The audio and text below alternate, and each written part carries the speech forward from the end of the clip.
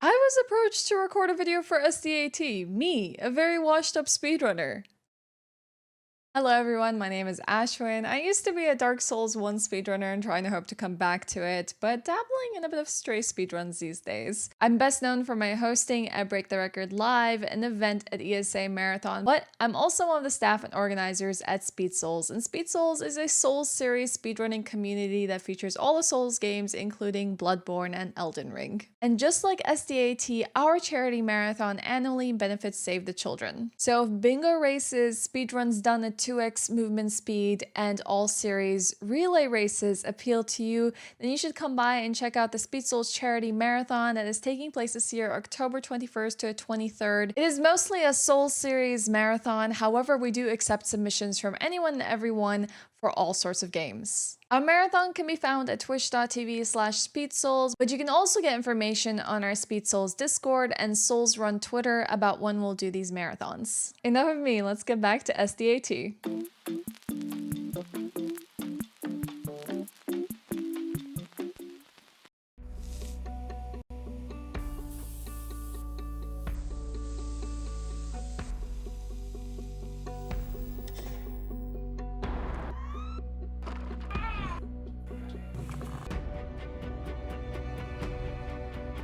Выстрелы снарядов нас разбудили ночью.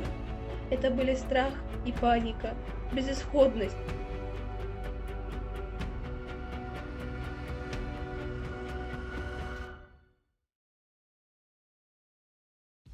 Five, 4, 3, 2, 1. All right, everyone, here we are at the start of day 5.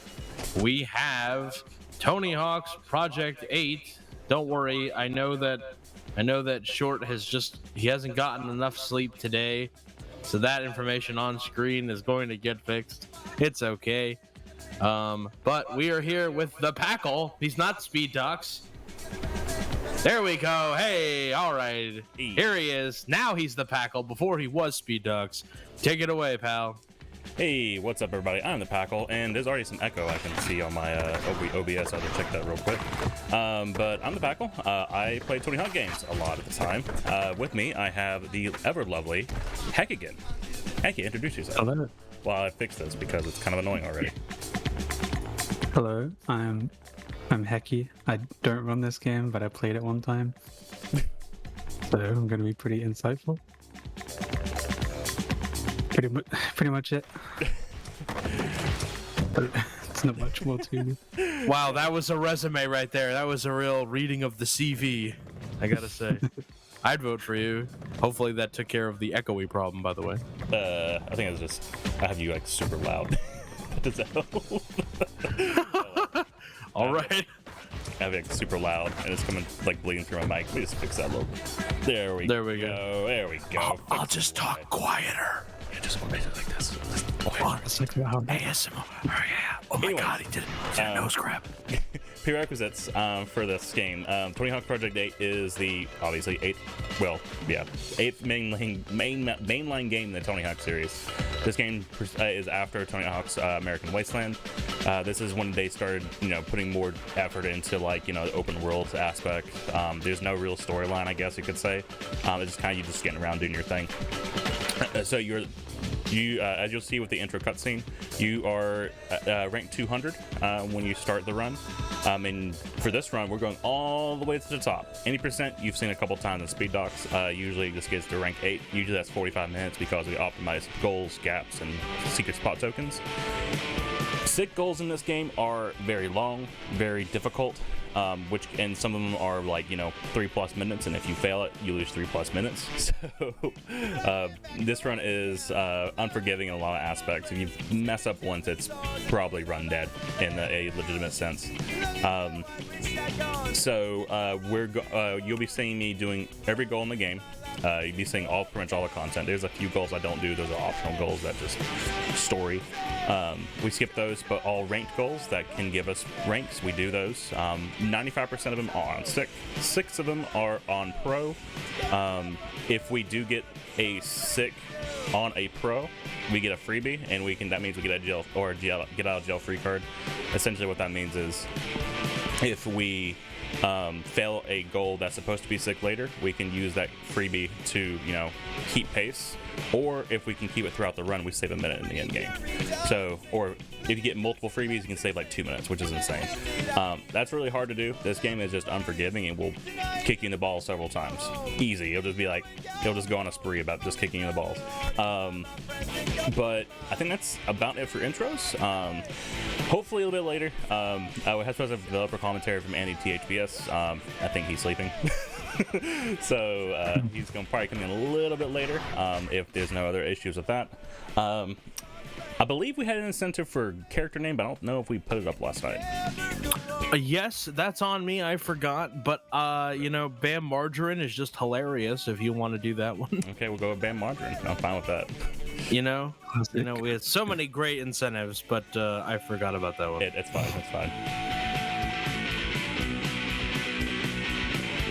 The blades is like throwing me off so hard. Oh yeah, another thing as well. Thank you for saying that. So this is a recent discovery. This was kind of theorized by Heck again, that the older dashboards for the Xbox 360 used less system resources, which means the game could use more resources for its gameplay. And there are some areas in this game, such as school, that we'll see later, that there are some like areas where there's loading triggers, like kind of just in one spot. And if you hit that loading trigger, it would just lag you to no end and back. And it's really, really dumb. It's really unoptimized on the newer dashboards, quote unquote. But we on a Blades dashboard, as you can see, and we're also playing on 480p. It used to be on like 720 or 1080p. 480p is actually marginally faster because lag reduction strats. And Blades is just faster overall. It saves at least about 30-45 seconds in any percent and several minutes in rank 1. Okay, that's enough prerequisites so we can go and get started. Which one should I go with? Hecky, you choose. Oh man. I like the small characters, but I also really like that guy's camo jacket. We'll go with this guy. Yeah. Okay. I'm gonna go with Bam Margarine. That guy definitely looks like he sells stepped-in weed. It's all sticks and seeds. Stepped-in weed? Hey, where does Jackie go? Oh my god.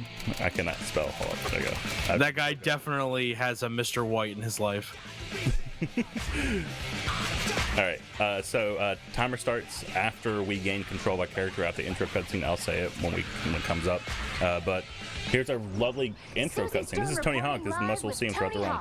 So, what brings you here The today? titular character is not in his run very much. Because the word on the street is that this place is loaded with undiscovered skate talent. I'm putting together an amazing new skate team. The best 8 skaters that can out-rip, out-shred, and outdo all the others will be the lucky The few. rendered cutscenes in this game. Project 8. Something. This is all mocap too, I think. Right off the bat, sorry, we have a $10 donation from Wesley. ThePackle is the GOAT. One of the most genuinely nice dudes I've ever known.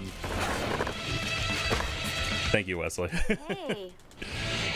Alright, so going straight into this, this goal is easy. Oh, I messed it up. Hold on. It's a good start. So we're doing a... Okay, let's see if I can concentrate for a second. There we go. So if you do what I did there, you can kind of go behind you and get like a 540 clean into a grab. And the game doesn't check that when you go into the air. It only checks the trigger string and make sure you got in a combo before you land. I did. So easy enough. Now I'm gonna go talk to Dad and help him get his golf ball back. Gonna shag his balls, as they say. Looking good. All right. So yeah, So he's just gonna... go ahead. Oh, I was gonna say, we're pretty much just playing fetch. He's doing his balls, we're grabbing them and going back. I'm not gonna lie, the book bag is already throwing me off. Yeah, I didn't realize it would be so big. It's like, I'm like, his character model is huge. Why is it? Oh, that's right, he has a book bag. Yeah, it's my bad. No, you're fine. Alright, but you'll see me going on my way to get some more gaps. There you need to get a bunch of gaps in this game. It's like 155 gaps you need by the end game, which is the bare minimum to get one. There is this game. This has been routed to the end of the earth and back several times. Oh, okay. That was a new animation I've seen before. And why is it that we're grabbing gaps? So you grab gaps to get you grab gaps to get ranks in the 8% speedrun. What's up? Yeah, so gaps just pretty much contribute towards the rank. I'll let you concentrate on this. Yeah, you just And, you know. but it's not just like grab gaps everywhere. Like the more you get, the less impactful it will be towards ranks. So Exactly. pretty sure that's how that works. But the game will still check at the end game, like how many gaps you have. If you don't have enough certain amount of gaps, the game will be like, nah, you can't. Like the game doesn't care about all the gaps you get. You might also be wondering if these tricks are random, and they are not. They are the same. So you can kind of like route around them, but if one thing goes wrong, then you're kind of just freestyling at that point.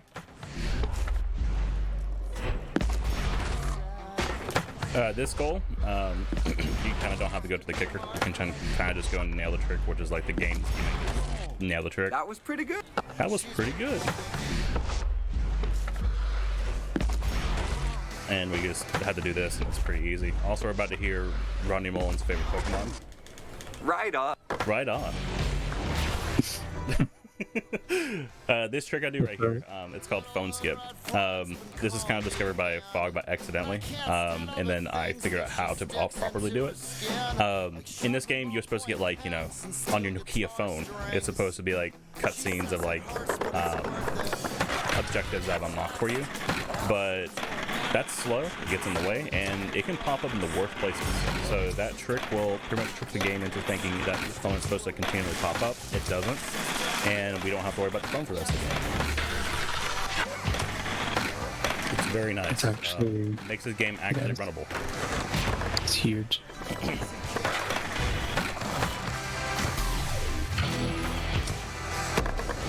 I think I heard at one point that Rhydon was the first Pokemon ever programmed. Don't know how true that is, but yes. fun fact, I guess, since we mentioned Rhydon earlier. Good old Rhydon. Chad, what's your favorite Pokemon? I know this is Tony Hawk, but what's your favorite Pokemon? Jinx. You poor soul.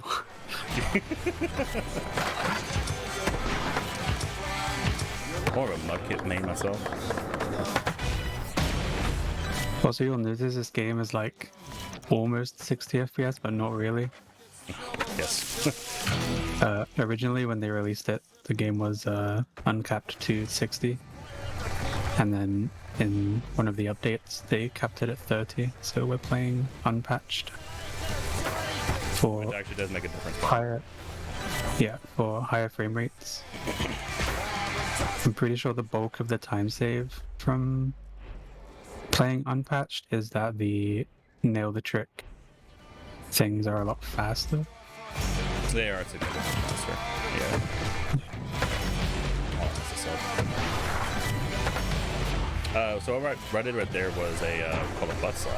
Heck you. What's a butt slap? A butt slap is like kind of like a double jump, but more than double, depending how good you are. So if you like roll off a ledge and then you do your flip trick, you have a certain amount of frames, I don't remember how many, to keep spamming jump. And the faster you can spam jump, the more jumps you'll get, which transfer into how high you go. Yes, he's off his board, how's don't it worry going? about it. I'm Jason Lee. I heard Tony Hawk and a bunch of pros And were coming to ThePackle here is probably one of the best slappers that we have. Full of potential skaters for my stereo Is that team. what we're calling Show them, me you can ride, slappers? and I'll see what I can do to get you. I just I mean, it's slipped better out. than butt slappers, I guess. He My taps that English shit felt like a weird. keg. Yeah, it's kind of like based on the animation. How long the animation is up. It depends on how many like frames you can, do the butt slap. Tasses, if you're a god or a tass, can get upwards of like 10 or 11. In this game, you can see me getting quads, which is insane. Most Yeah, that is games would never go past a double. There's like a few places you do a triple. Very few. But in this game, quads actually do help on combos a lot, especially in like competition levels like you'll see later. Yeah, like the more you revert, you're gonna lose like a lot of speed. So you can kind of counteract that by just butt slapping really high. It's one of the main uses, I think. Hey, nice This going. one's You okay just so got far. yourself sponsored Usually by I my get like a company, 7.15-ish, Stereo. but You should oh well. check out this skate shop. These guys are my friends. I'm sure they'll hook you up with a new How's the deck. bat start? Skating for stereo should I help you actually, get so I have my noticed, splits but if open you as want a well. shot at making the Project Actually, A team, world you record gotta do what you can at to move up the GDQ ranks. for Game Everything Masters you do will get earlier you in the more week. exposure. Then the other day, I also Skating world gaps, record doing again. demos, So jam sessions, all that stuff. Considering you're ranked near I the knocked bottom, down like this you for better about 10 skate as minutes in the much as you last like can. week because I'll give you a call when I hear this of game is anything that can unforgiving help and you out. I would say In is a the bit meantime, unoptimized in skate some hard and have aspects, fun. but the game will just be like, nah, screw you in other aspects. So there's still a little more time to save, but this game is just hard, man. Like it's probably not too bad right now. So I'm Tony Hawk veteran might be like, oh, that's not too bad, but like, nah, don't worry. Later, it gets really rough. All right. Are you, oh, go on. No, you're good. I was gonna say, are you cavemanning at the end of Nail a Trick to make sure you don't have to land straight? So as long as you can No, complete the combo and get the nail trick, the game doesn't care. But if you caveman, the game you know how like we have like animation cancels in Tug 1? Yeah. It's kind of like that. They'll just be like, oh, okay, never mind, you're in the air in the combo, and proceed to ending your goal essentially. So it just saves time. If that and bailing after a nail the trick will also end the goal and still give you credit. I see. Also, I completely talked over kind of a skip that he did, yeah. So he like got high enough to caveman down onto the ground and make the world shake, which knocked over the bowling pins, and then he did the I don't know what it's called. I guess bail. It's like this game's equivalent to Hall of Meat or something. But yeah, you do that and then the pins just fall over and you knock all 10 down instead of having to actually hit them.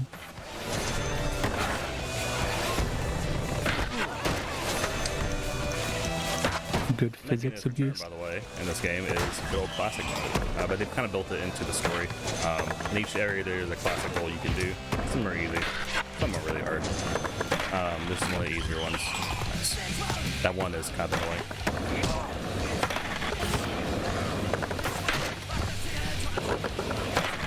Surprisingly enough, this is one of the better classics I've had in a while. Yeah, it looks pretty clean so far.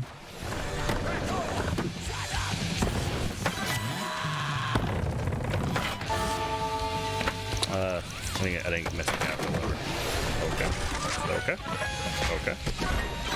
Cool. I just realized the gap for the castle is called Wrong Princess. There's a lot of references like that in this game. Yeah.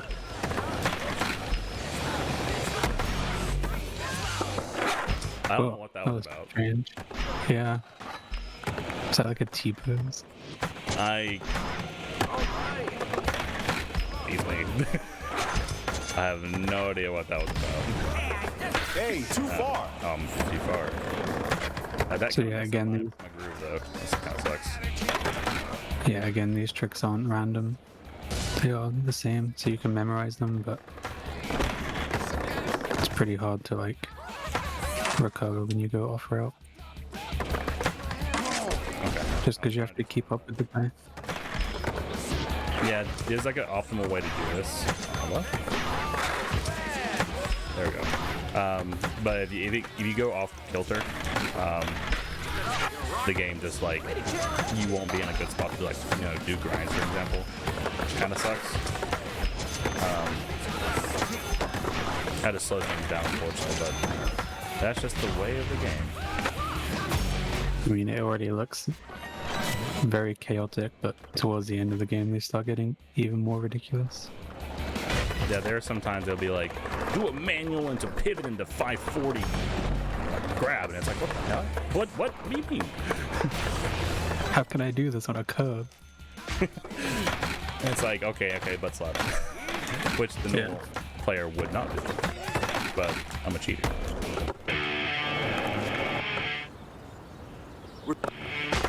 I think the way they balance difficulty in this game is very nice. You can either just go all the way through an AM and not have to like worry about having a constant thing. So if you feel like you can do someone sick in a normal playthrough, then you can just go ahead and do that. And mix between them.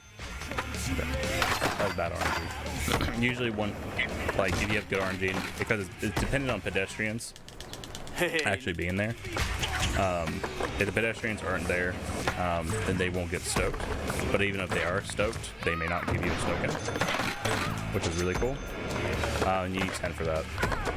And it kind of comes into like a important aspect that's coming up. We are going to go to the shop and get like 2 special tricks. And if we don't have 150 tokens, 75 per special trick, that kind of sucks. So, I'll be doing a lot of grinding here because we kind of have to wait anyways. It's a demo goal, so that these you just have to like appease the populace, and then with cool tricks, and then they're happy, and then that's the goal. We don't have to get like sick or anything on this, so you'll just be doing this for like 45 seconds. So maybe a good spot to get a donation in, if there are. I would read a donation right now if I had one. People, so you hear it. There's a donation. That's your cue.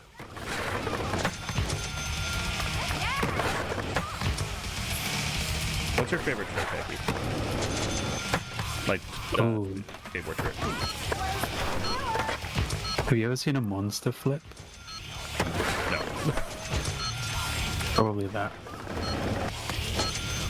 I don't know how to explain it. I've only seen one. But in terms of like Tony games, I really like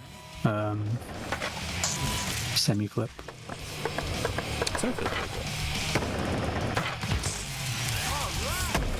This is like one of the easiest sig goals. There's like a lot of easy sig goals, which is kind of weird. There's some sig goals that are just like insane. It's like, what in the heck is the difficulty curve in this game? Also a big fan of the One Foot Japan. I want to go one. What's your favorite trick?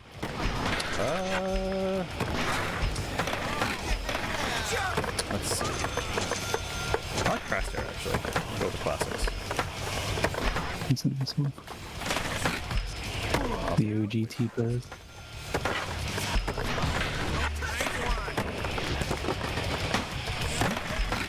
So another aspect of this game, by the way, these goals, it's kind of a double-edged sword. The game looks for your tricks in the trick screen, but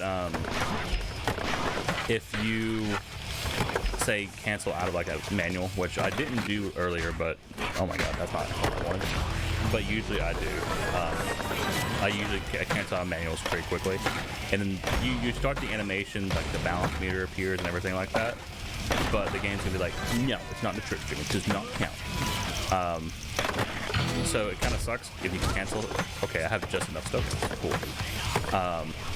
So it sucks in the aspect, but in aspects like that where it's like, oh, I need to do a manual into it, grab into it, or a 180 grab into a grind trick, I can cancel out a manual animation, and it will still count because it didn't see the manual and the trick string. Because again, it only cares about what's in the trick string itself, which is what the text that you see on the bottom. So if you see us ever refer to that, that's what you see on the bottom. Now we're going to go to another skate.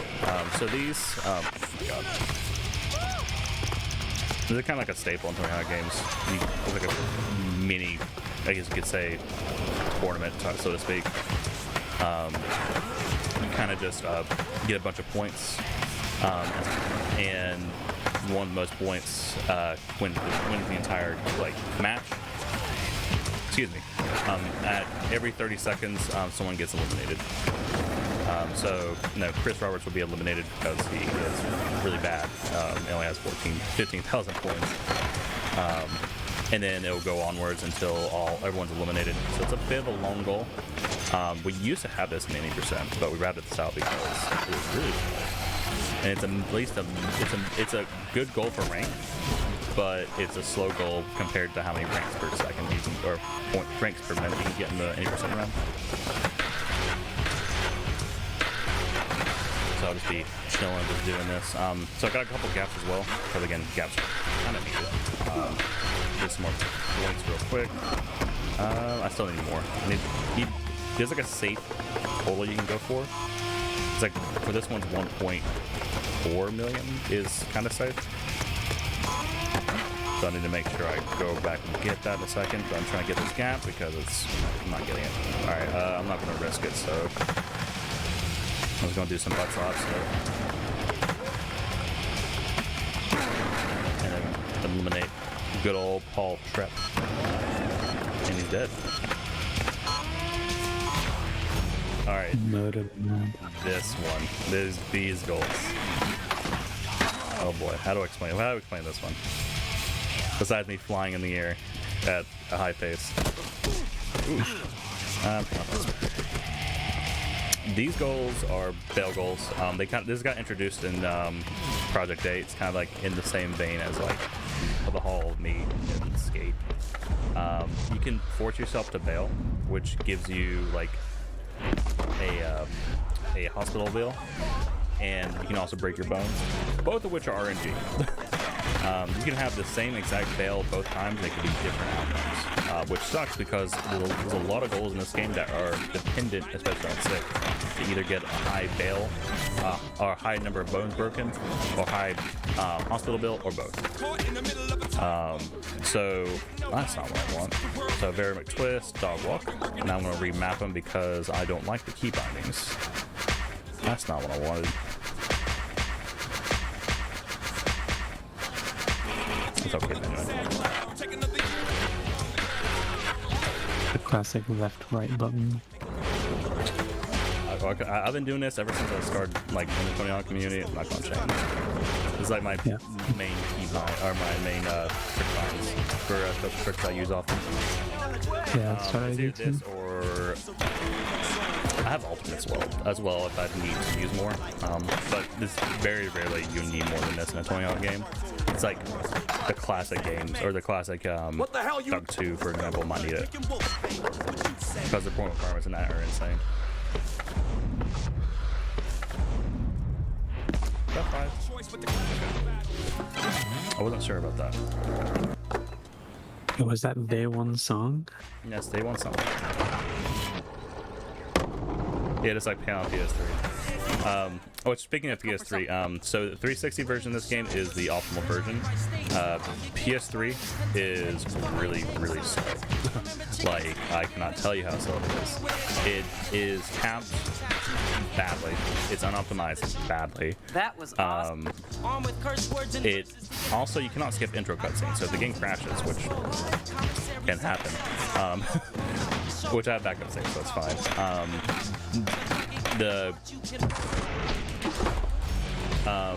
You can't skip the intro cutscene, so you just waste time, which is fun. Very, very fun. Can I get in a donation really quick? Go ahead. We got a $50 donation from Coop. I was trying to think of something appropriate to say, but I couldn't come up with anything, so I'll just say good luck, Packle. Thank you, Coop. Oh, that's not right. That was cool. I'm canceling out of these grinds. What am I doing with my life? Okay, that was a little slow. That was good stuff. Keep the goat. Yeah, appreciate it. Appreciate it. That also means we are $22 away from our current stretch goal, so really close. What are y'all doing? Why is that not met? What the heck? You're too far away. There you go. You heard him. This video's gonna turn.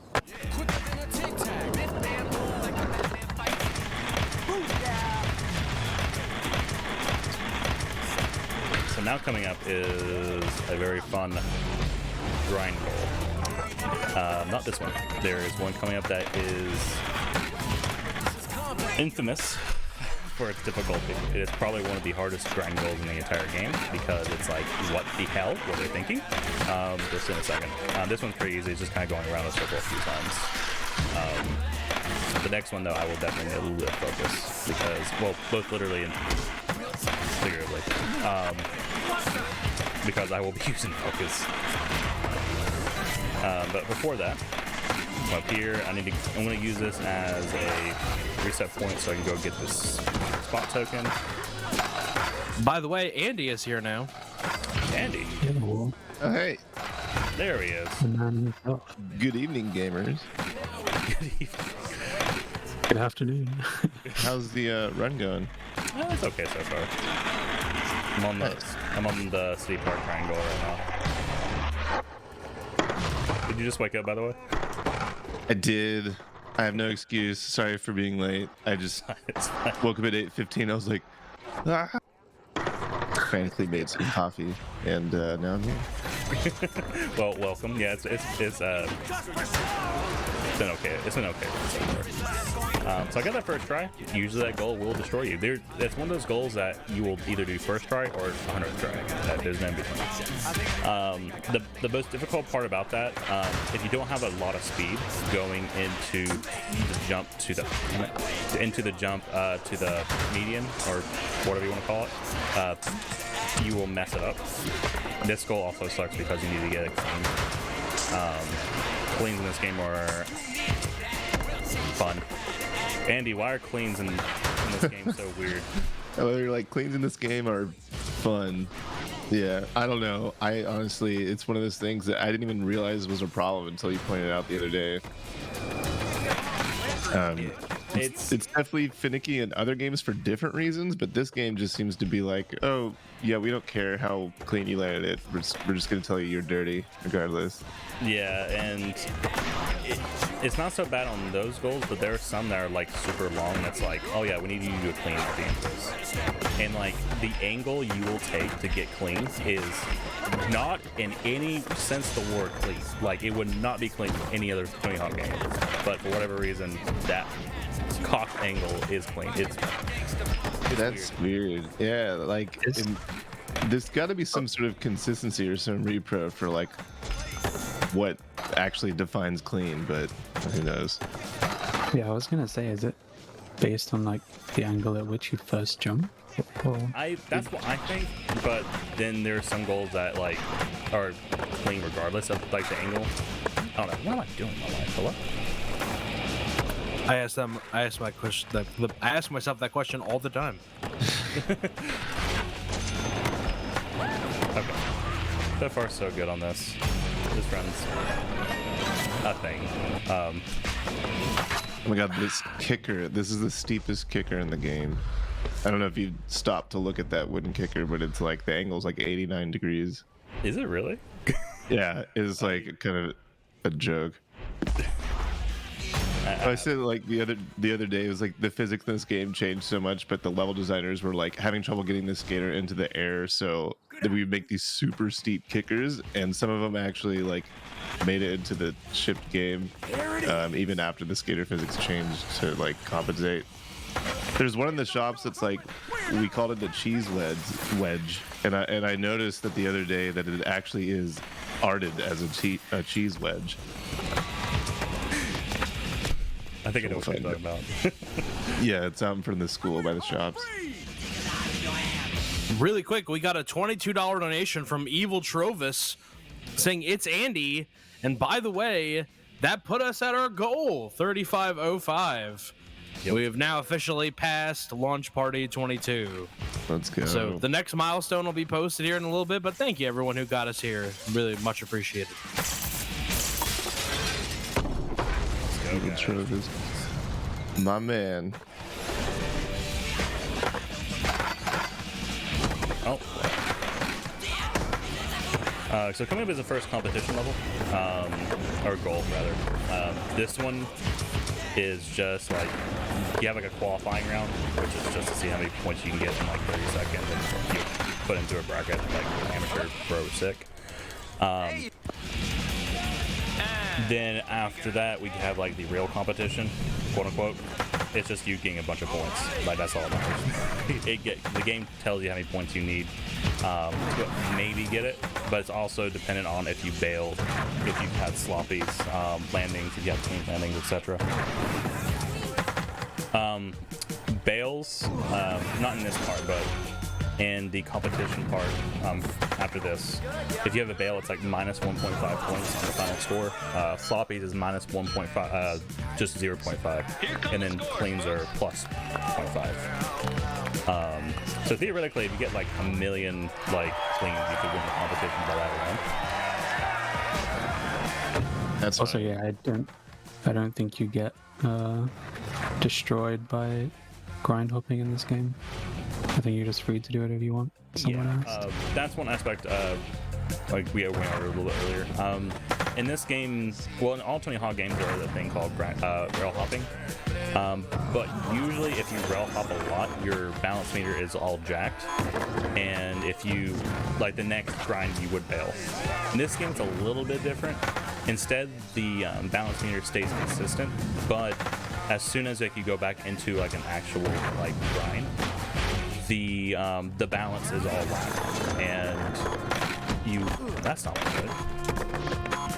The balance is all whack, and you'll probably lose control really quickly. So you kind of want to use it sparingly. If you go into a bunch of rail hops, you'll want to like at least land the combo, so it can reset the balance meter entirely. But it's good when going up hills, because this game's acceleration is really, really slow compared to other Tony Hawk games. You'll see in a few goals while I'll be like, I'll have nothing around me, so I'm just like moving a little bit on my own, and like there's no like aggro kick like there is in 3D ground, so your speed is really, really, really bad at the start. So stuff like that will help ensure you can at least get some speed in. Kill the pogo to half it. Gotta do it for the fans. Always. I think the grinding logic is somewhat the same, is it not, for balance? But and you're saying like if you do it quick enough, it doesn't affect your balance? Yeah, it doesn't affect your balance until you go into like, if you do a bunch of rail hops and then start grinding in the same combo, you'll lose balance super quick compared to normal. But like, it's not like how other Tony Hawk games where you can do a bunch of rail hops and the game will just suddenly like bail you as a penalty. Interesting. It kind of like stacks. There's like a little grace period. Yeah, I guess you could say it kind of like stacks it instead. Yeah, and then so when you do grind long enough, you'll just get totally hosed. Interesting. Yeah. Yeah, if It's you're a neat aspect, and kind of adds to this game's like movement tech, because this game is really, really slow when it comes to like base movement speed. Yeah. So a big part of like playing this game is how can I keep speed consistently when I need to. Obviously there's not time now because I'm trying to like keep it slow, so I have good places like grind and stuff. Because if I go out of position, then of course I can't change, so which kind of sucks. It didn't happen too often with this gold, but there are some gold layers that are just like really annoying because you have nothing to grind with.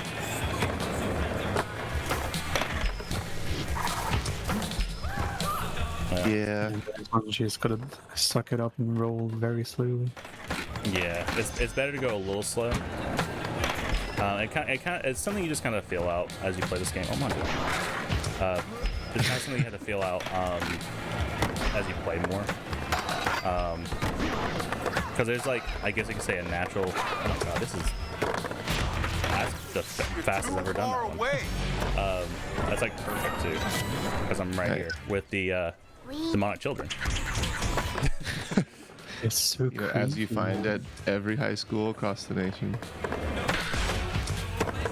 Yeah, you guys don't find goats and demonic satanic twin girls around. And skate letters. And skate letters.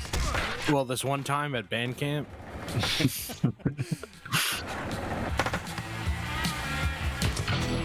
Alright, that got that one. That one's kind of annoying because, well,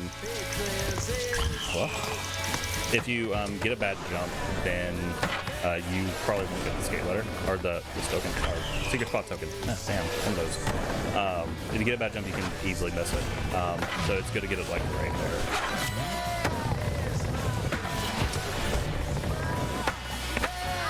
Okay, I'm gonna get this one again.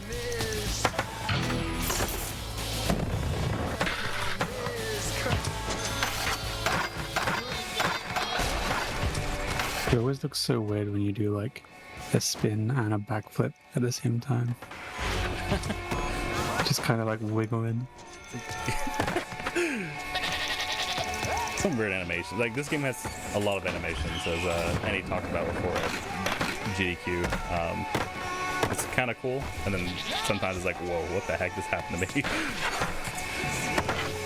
Yeah, it's weird how jam-packed it is with the animations, but still, like, you end up in situations where the skater's just kind of like, I don't know, just really whack looking.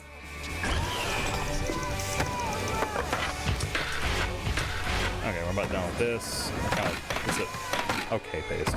It could be a bit faster, but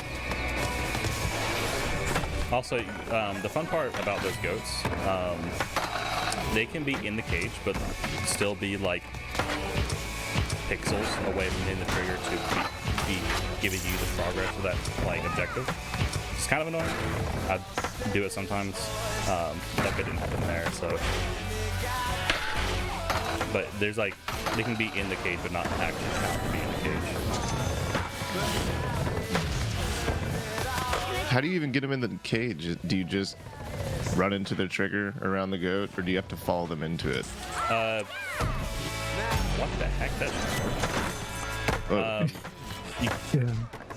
you kind of just have to follow them into the cage, and if you get like too far, if you get away from them before like they get into the cage to count, you kind of just have to go back to them, and they kind of just run into the trigger. Interesting. I saw that knee into your face gap. That's because one of my friends came over, jumped on my trampoline, and her knee went into her face, and she chipped a tooth. Oh yeah. Speaking of which, cool story. What you did with Project 8? Oh yeah, I was a level designer. I designed this level. School, front of school, on the roof. Basically everything in or around the school. The first pass of Concrete Park. The slums, did all the slums. And yeah, I would start off as a tester to like give feedback on handling bugs, exploits, and all sorts of. I would just write up stuff on the skater all the time and just give feedback and work with the programmers, and yeah. So, but yeah, my title was level designer on this. Yeah.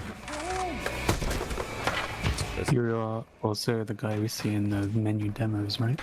Yeah, this game didn't have those vids. It was just like like the look at our cool motion capture videos. But yeah, the other games that was me playing. He was the resident pro skater, essentially. I am the president. Yeah, anything that's wrong with the game, you can blame me. Because I'm the president. Wrong with this game. Yeah. Oh, damn it! Hit the wrong button. Yeah, every time I watch ThePackle play this, it makes me want to play. But then I remember the frame rate and I get sad. Just get a blade download. I know, like, I see this and I'm like, man, this looks pretty good. It's like pretty buttery. But then, and sometimes there's hitches and whatnot, but like getting this is just a tall order. Yeah, that's fair. I heard a rumor about another batch of backwards compatible games. So tinfoil hats on again. I played this on the emulator and it was so much worse. You have to have like a really good computer. There's sometimes like my computer is kind of beefy. It's a little older, but it still should be fine. But it's still like whack sometimes. Still not there yet, I will say. But yeah, I would love for it to get there. Like I don't want to do any effort. Like I don't want I don't want to do any of the work. Someone else figure it out and just tell me what to do. But like we tried. It was like I have a pretty beefy computer too. It was like a year ago. Actually, I had a worse GPU at that point, but still, and it was just like rough. I was like doing time. Also, don't tell anyone, but I ordered Tony Hawk's Proving Ground on PS2 on eBay. Oh no. I forgot that was on the list too. Yeah, same. I've never played it, so I'm gonna get angry about it pretty soon. I'm sure. You're already getting angry about. Damn it! I jumped too late. Sorry. That you have to jump at like the right point on that one, otherwise you just completely mess up the goal. There's some weird stuff like that in this game where you have to like jump at a specific point and grind, otherwise you'll just fail the goal. Probably. Oh, where's the Sigma? Is it on this building? Yes. Cut that one a little close. Yeah, it's all you had to like hit that. I don't know what you would call that. You had to jump from that point, and then right here is the Sigma marker. Ooh, that's pretty cool. Yeah, so this is the first game where the level designers didn't design the goals that correspond to their level. We had like a goal design team for the first time, so they would always give me these merges to be like, okay, we have a new whatever goal, just merge these in. And I was keeping track and giving feedback early on, but they went through so many iterations and changes that it was just like, okay, whatever, just like give me the file and I'll put it in, and hopefully QA tests it and you're like on top of it. I can confirm that there are some times they did not do that. Yeah, I was juggling like 3 levels and everything else on my plate.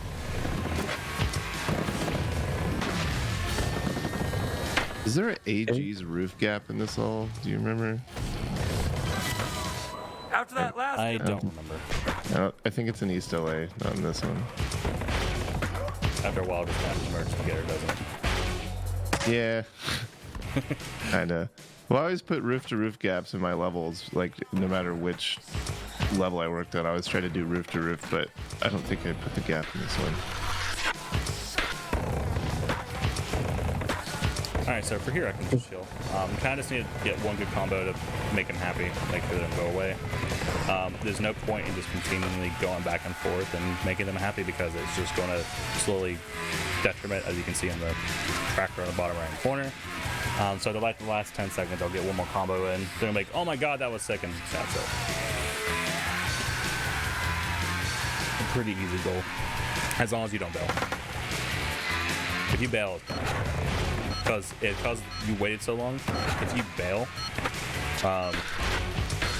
then you'll probably get pro, and that's bad. But just don't bail. Alright, so this is like the first goal where I can get a freebie, as I mentioned earlier. So we'll see how this goes. Yes, the birthday cake. Yeah, the birthday cake. There's some weird designs. Yeah. The coloring, the palette choice on this, it just looks like a cake. I mean, I guess this is kind of somewhat intentional, but it's just what a weird thing. Skateboarding game, by the way.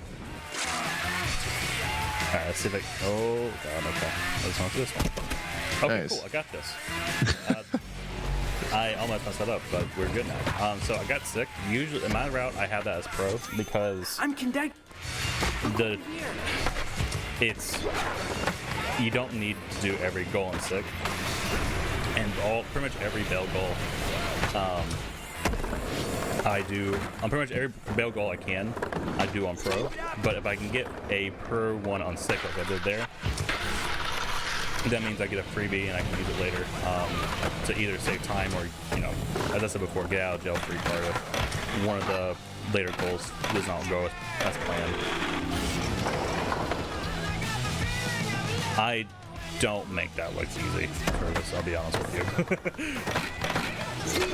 you. Even, like, I've been playing this game for years, but even I don't understand, like, the physics of ragdolls too much. Oh my god.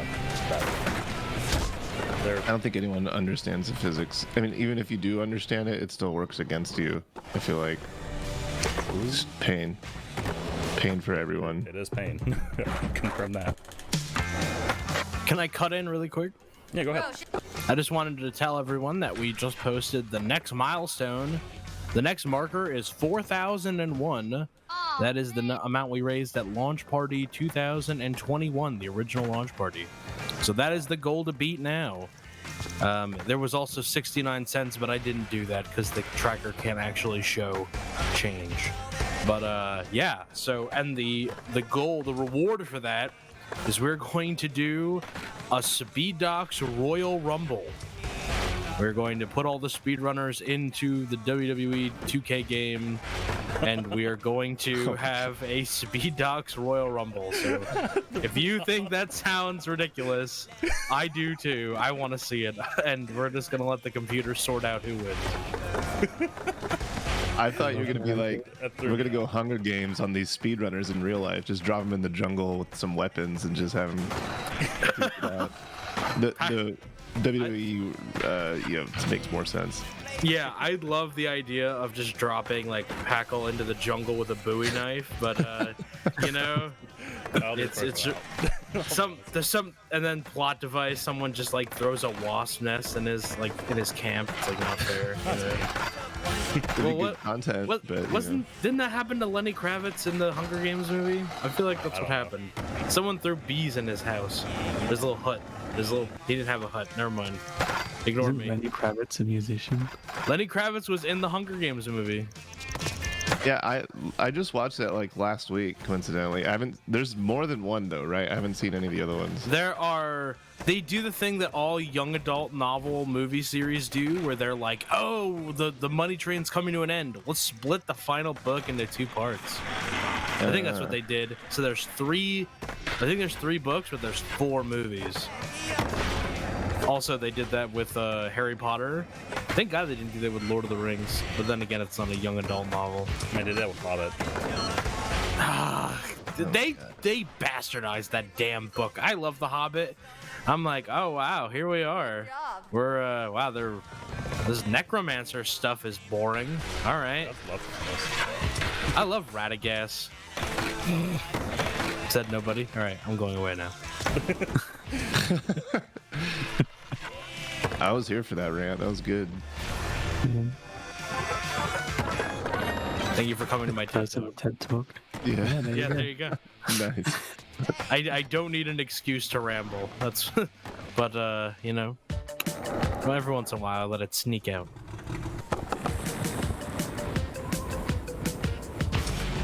Yeah, this is top quality development right here. If you didn't know, the skater's just on a non-skatable polygon, just like one square. So he's not actually falling. He's just, you know, the camera's just pointed up through an invisible collision thing. Kind of funny. I love how did they animate those legs for that goal too. Jimmy's got a giant parachute on his back. Yeah. That's neither of those shirts. Oh, wow, that gave it to me. Thank you, game.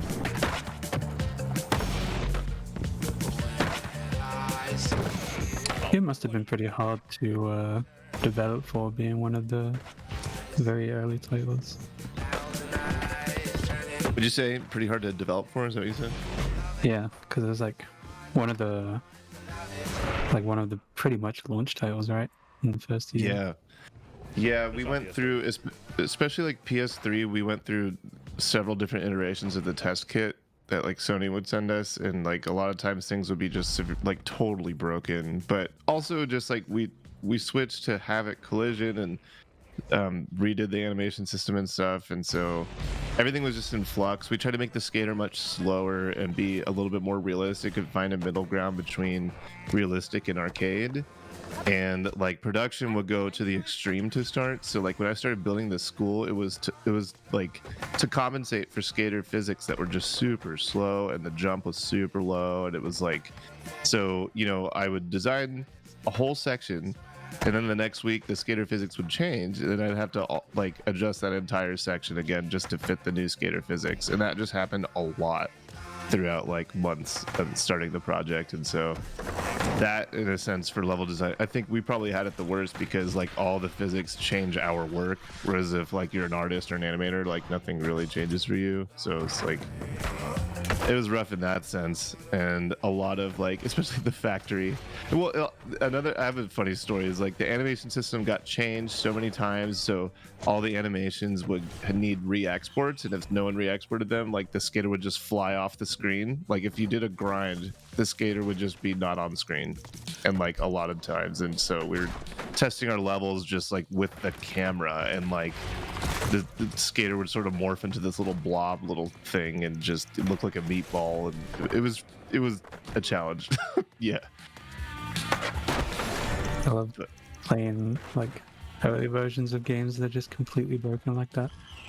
Yeah. And you just sort of have to operate with the assumption like that everything's going to be fine. Everything's going to come together at some point. Just keep doing your end of the bargain, and then it'll all link up. For the most part, it seemed like it worked out pretty well. Yeah, except the frame rate. There's like I got into this like on Monday or whenever that last stream was. When the crowd's But it was yeah, we had a lot of hiccups. Like with the level design, I really wish in my levels in particular that I have more line of sight blockers just to help the frame rate. But really, it was kind of a whiff on like everyone's part, where it's just like I really think there's just the budgets were too high. Like everyone kind of exceeded the budget, and even then the budget, like whatever we set it at, was too high to begin with. So just like the frame rate suffers for a lot of different reasons, a lot of different ways, not just with levels. But it's hard to know, because yeah, we were like, it's a launch title, like more or less. It like the 360, I don't even think was. I think it came out when we were in the middle or right after we finished American Wasteland. I can't remember. I remember. Yes. Go ahead. Like November the 7th-ish. The American Wasteland is on 360 as well. Yeah, we hired interns, and like coincidentally, I don't know if this is planned, but they up-res the textures from the PS2 American Wasteland to the 360 version. That's like the only difference between 360 and PS2 is the up-res textures. There might be some other minor changes, but I think that was pretty much it. Online. Oof. Was the online one on PS2? It was. But I imagine with 360 you have to get like voice chat support and all that, whatever special services that they require for 360. Probably. They also added achievements and stuff. Yeah. I was gonna say, there's a line in American Wasteland that I still say to this day all the time. Stick your slap spaniel to wall plant? No. Oh. But it's a go back to Kentucky farm, boy. Oh yeah. That was a good one. Top tier. Top tier. I said that while I was in Kentucky, and it felt good. Nice. I felt like a big man. Line transfer to nose grab front flip. That one's a classic, especially in the streamer community. Yeah. Because there's a lot of cutscenes in the game you can't skip either. So it's like you kind of have to watch them. It's weird because some of them you can't skip, but some of them you can't. Oh. It's weird. Also the Watch Me Manual. Anthony's voice. I think it was like the what did we call it? Not the Cat and Fiddle, is the Dog and Cello. I forget the actual name of the building. I think it's Cat and Fiddle. But in Hollywood, level designer Anthony did a voiceover for like the first like goal ped in Hollywood, and he did this thing where he's like, "Watch me, manual," and it sounded so funny, and everyone just gave him drive for it. And he's a level designer, and so in the city center, he put in a gap that says "Watch me, manual" with 4 A's. And he's actually the voice of the photographer in this game too. The guy goes, "You're too far away." Hey, look, there's a cheese wedge. Oh yeah, way to go! Here's some cash. Oh, it's classic. Yeah. That one's a You are unlocking so many memories for me right now. Here's some cash. here's some cash. Find me later if you want to do some more challenges. Get some more. It's so funny how the fiction behind that in Hollywood is like they're all bums, like homeless people just giving a skater cash, like hundreds of dollars at a time. It's, they have like infinite cash, and it's like, what in the world? Like they have to do like 2 kickflips, and it's like, what? Yeah. That's worth like $100? Where can I sign up? Oh, Hemlock Gap. That's the name of the song by a band in the game called Aurelius, which was me and my roommate at the time. It's a really good song. Thank you. This gap, by the way, this trick coming up, by the way, this is something that this is something that kind of I found on a forum post, and I was like, "There's no way this works," and I did it.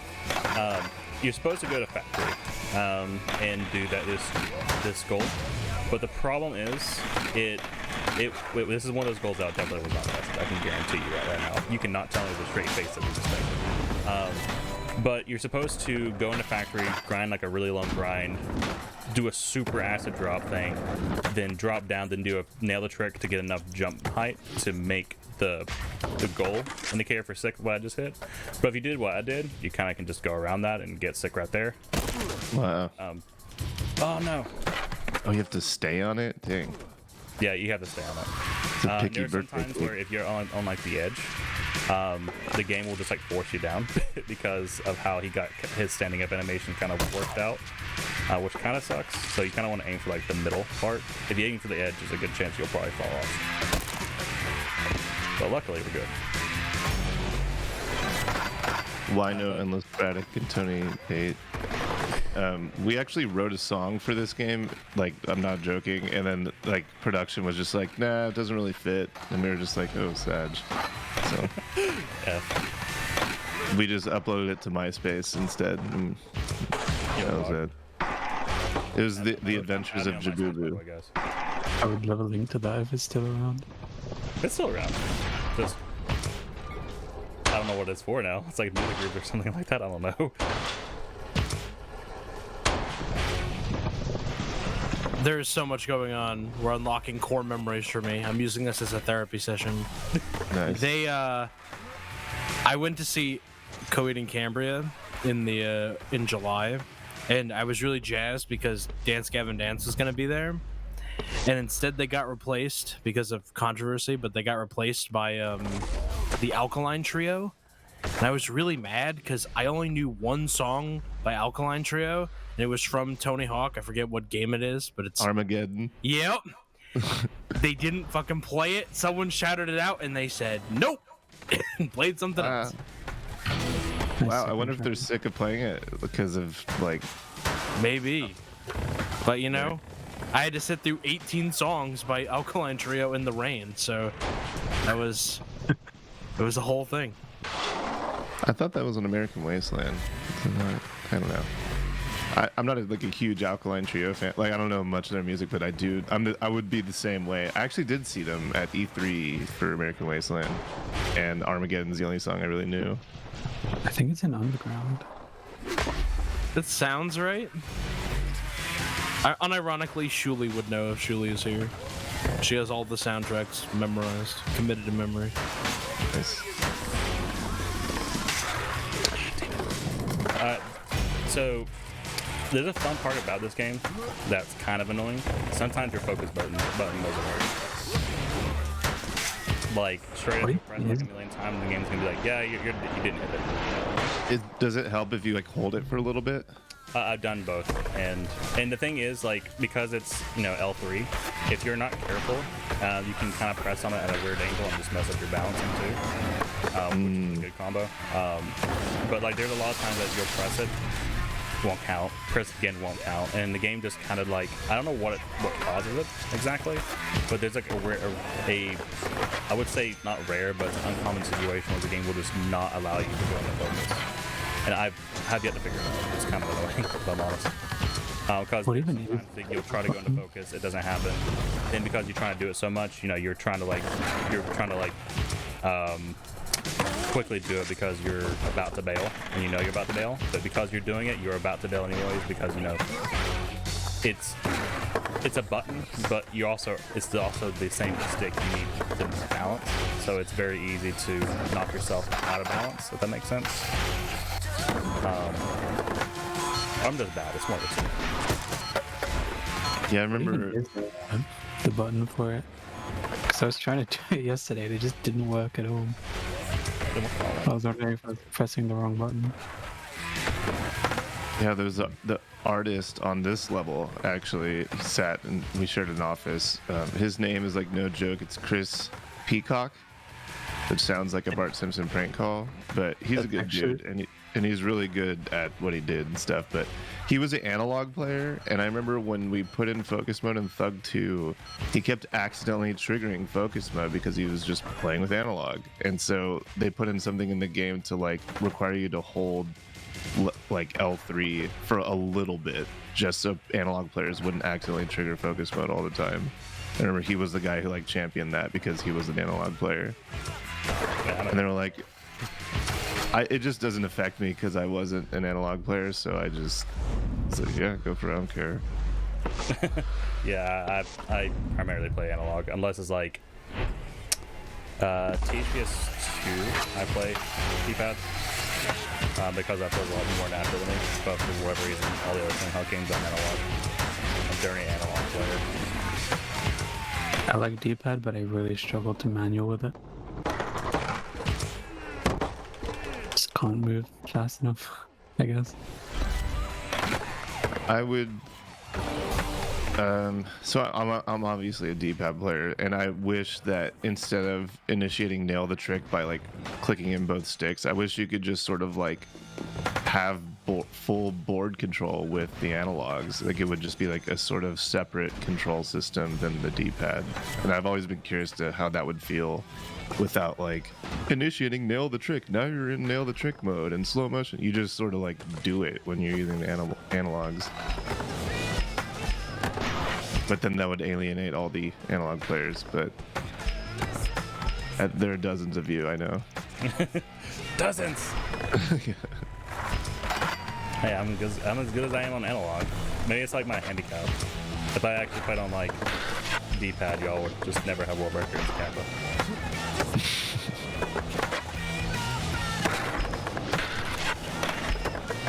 Because it's whenever I play like Gothic Phone or something where you just put in a username, no joke, my go-to is just always Chris Peacock, so that's pretty funny. Oh, no way. That's funny. Yeah. Damn it. So another annoying part about this game, I know there's a lot of annoying parts. If you know how I was talking about before about how that the game only, this goal only cares about what's in the trick string. If you get a gap mid-combo, the game will be like, no, that doesn't count. Even if you do like the inputs perfectly, because you got a gap midway in the trick string, it is like, nah. No, it looks for them in succession. That's so whack. Yeah, it's so you have to be careful about where you get your what am I doing? Your combos, yeah. You have to be careful about where you actually do your tricks, because if you do it in the wrong spot, you can get a gap and ruin your entire attempt at that trick. Do you remember in Tony Hawk 3, like, you would start off your combo building base, so like do a 1080 whatever, and if there was a pedestrian nearby, he would give you props, and the props would appear in the trick string and interrupt your 1080, and so it would give you like 2 540s or like 1 360 and 1 720, and it was like, this dude giving me props is like literally ruining my combo. Like, And it would have it every level, so you'd have to like basically start an online game with no one else in it, like a LAN game or something, in order to like go for scores. So because no peds would be on. So stupid. Quality assurance. Really quick, we have a $20 donation from Anonymous. So thank you, Anonymous. I just want to remind everyone that we have lots of cool incentives today. We have one for Kingdom Hearts. We have one for Turnip Boy Commits Tax Evasion. I'm as excited as all of you to learn what that is, and I put it in. And we have great raffles, so everyone is available. Everyone is automatically entered to win if you donate. I think the highest tier today is $5. So plus the grand prize, the Elgato Stream Deck, which we're going to be doing until the end of the event. So get those donations in. Exclamation point prizes, exclamation point donate, exclamation point no purchase.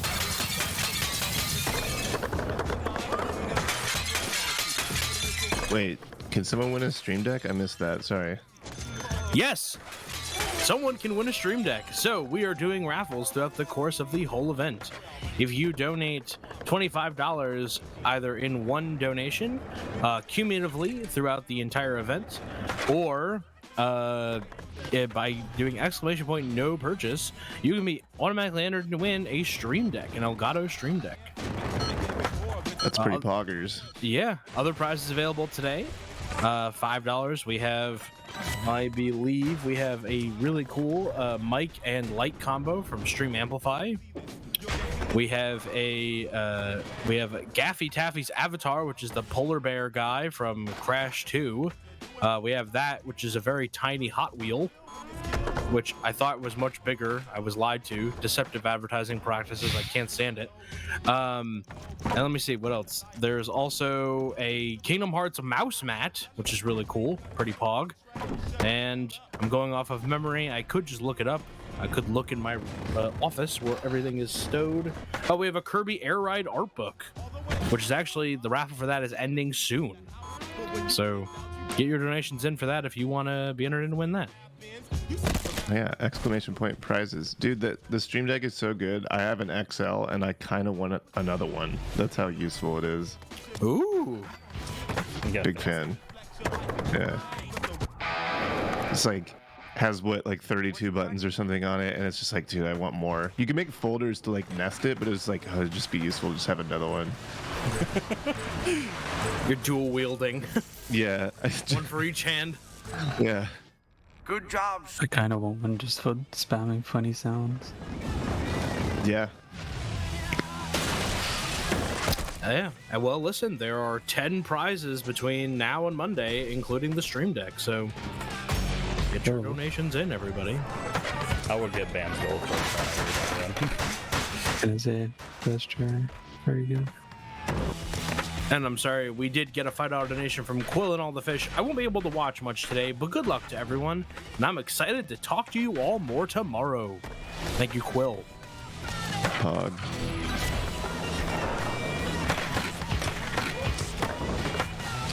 So we missed two things that we did there.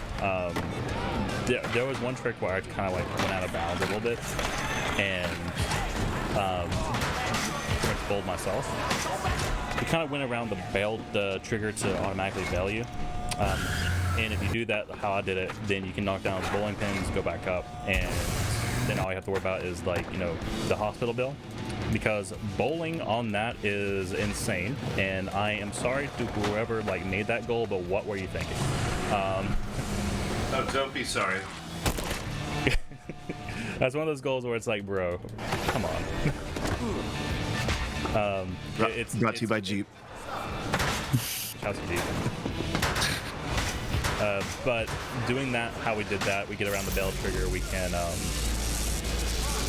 knock down the bowling pins and get this hospital bill. I made it look easy, but Bam's goal is really dumb. His involves having to, do some shenanigans by these Bam Margarine, And we just have to bail into a dumpster, and doing that is dumb, and I hate it. Usually I get it like 10th try, not first try. So there you go. So this level is a little weird. There's like not a lot of goals in this level compared to the other levels.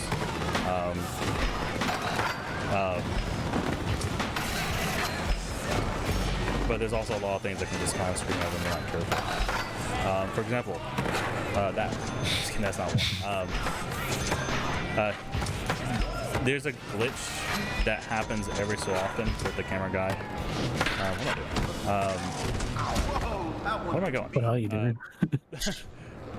There's a glitch that happens every so often with the camera guy, where he'll like get stuck in the ground. Just casually, and it's kind of annoying. It happens in the second part of this goal. He can kind of just get stuck, and if you're in a bad part of the trick, like of doing this goal, you can't do what he asks you to do, because you're either too far away or he just doesn't care. He doesn't pay attention. So that's really cool. It's coming up, so hopefully he doesn't get stuck. I think I'm far enough along where I don't have to worry about it if he does. But it would be funny to see him get stuck.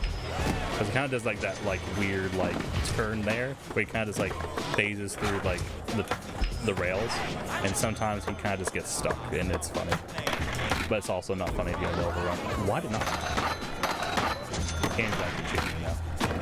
I don't think I did the grind long enough.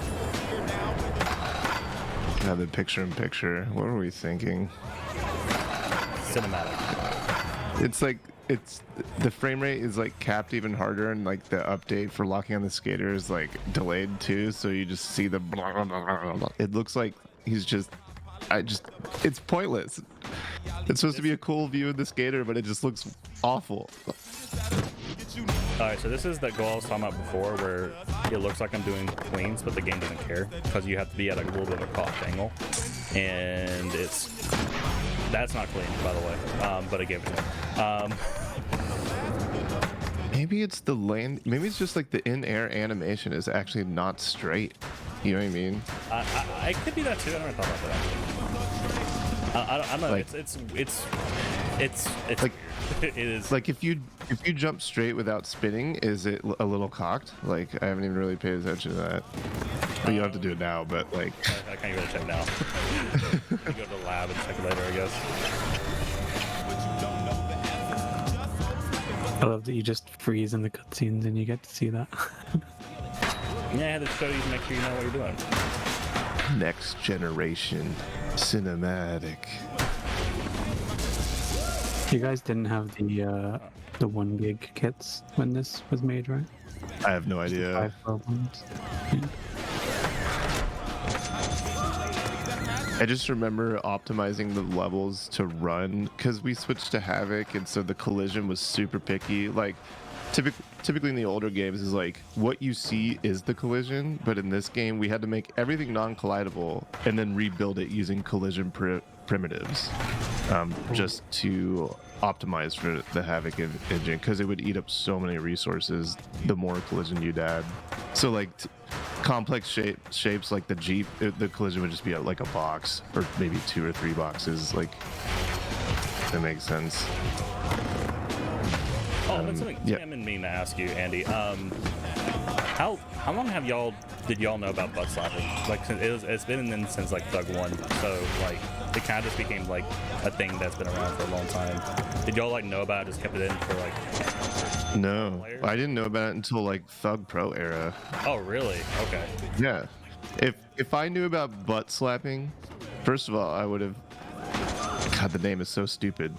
It's an exploit. I would have written it up and just be like, "Here's how you do it, and here's how we fix it." And I think it should be yanked, but here we are, 14 years later or whatever, doing butt slaps.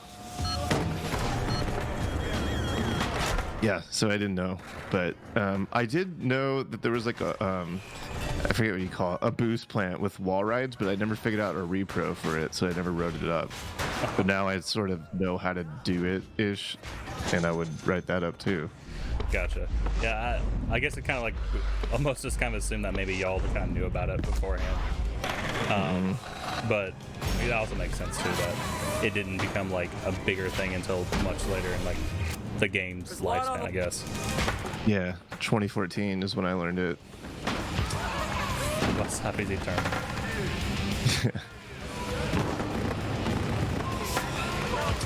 Imagine Tony Hawk without butt slaps, or speedrunning without butt slaps. I remember It'd be a when different speed entirely. Tony Hawk's Pro Skater 1 and 2 was like announced, and people were really hounding me about like, are butt slaps gonna be in this game? Please tell me it's gonna be bad unless there's butt slaps. I'm just like, are you kidding me? Like, shh.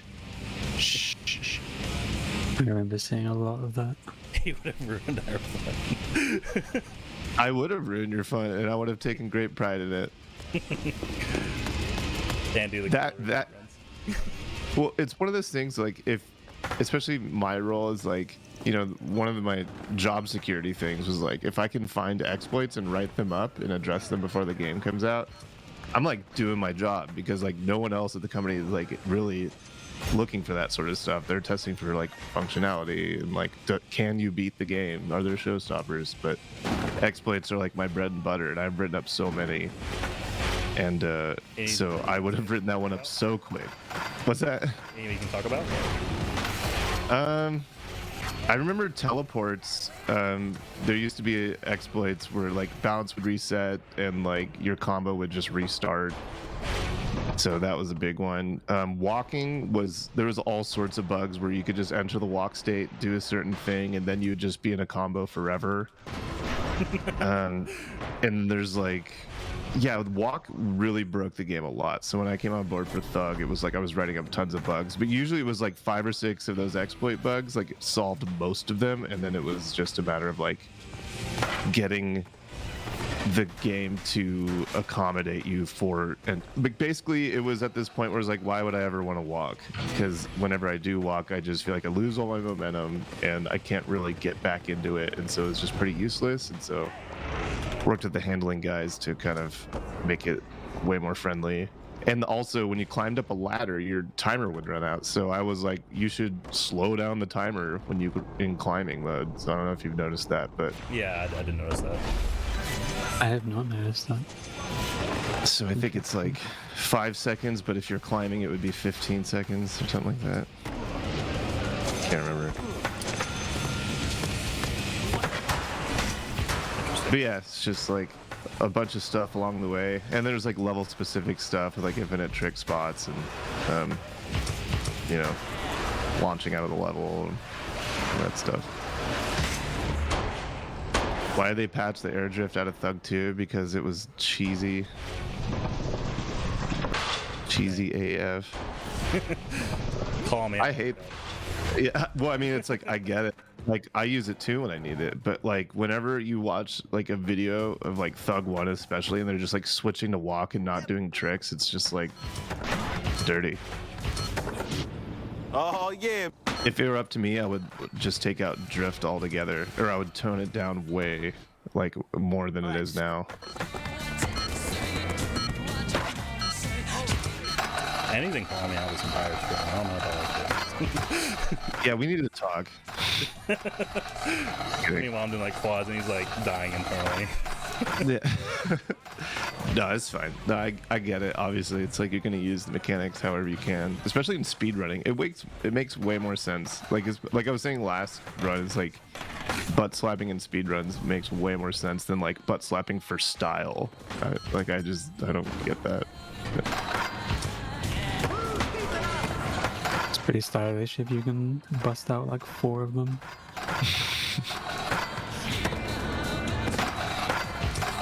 At that point, you just got jackhammer hands. By the way, we got a $5 donation from Shuli that says exclamation point Woovens. So I didn't want to interrupt the butt slap discourse that was taking place, but you know. And he's about to start the next like Tony Hawk War. It's fine. He's like, listen, you know, it's an exploit, man. Get over it. It's cheating. Dude, it is. It is. You dirty, rotten scoundrel. I can't believe you've done this.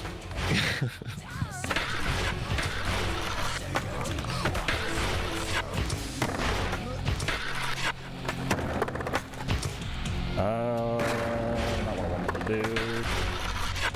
We can do this. I don't know, Mike. Ooh, don't do that. Ooh. That should be good. Yeah. Nice. Big Brooklyn.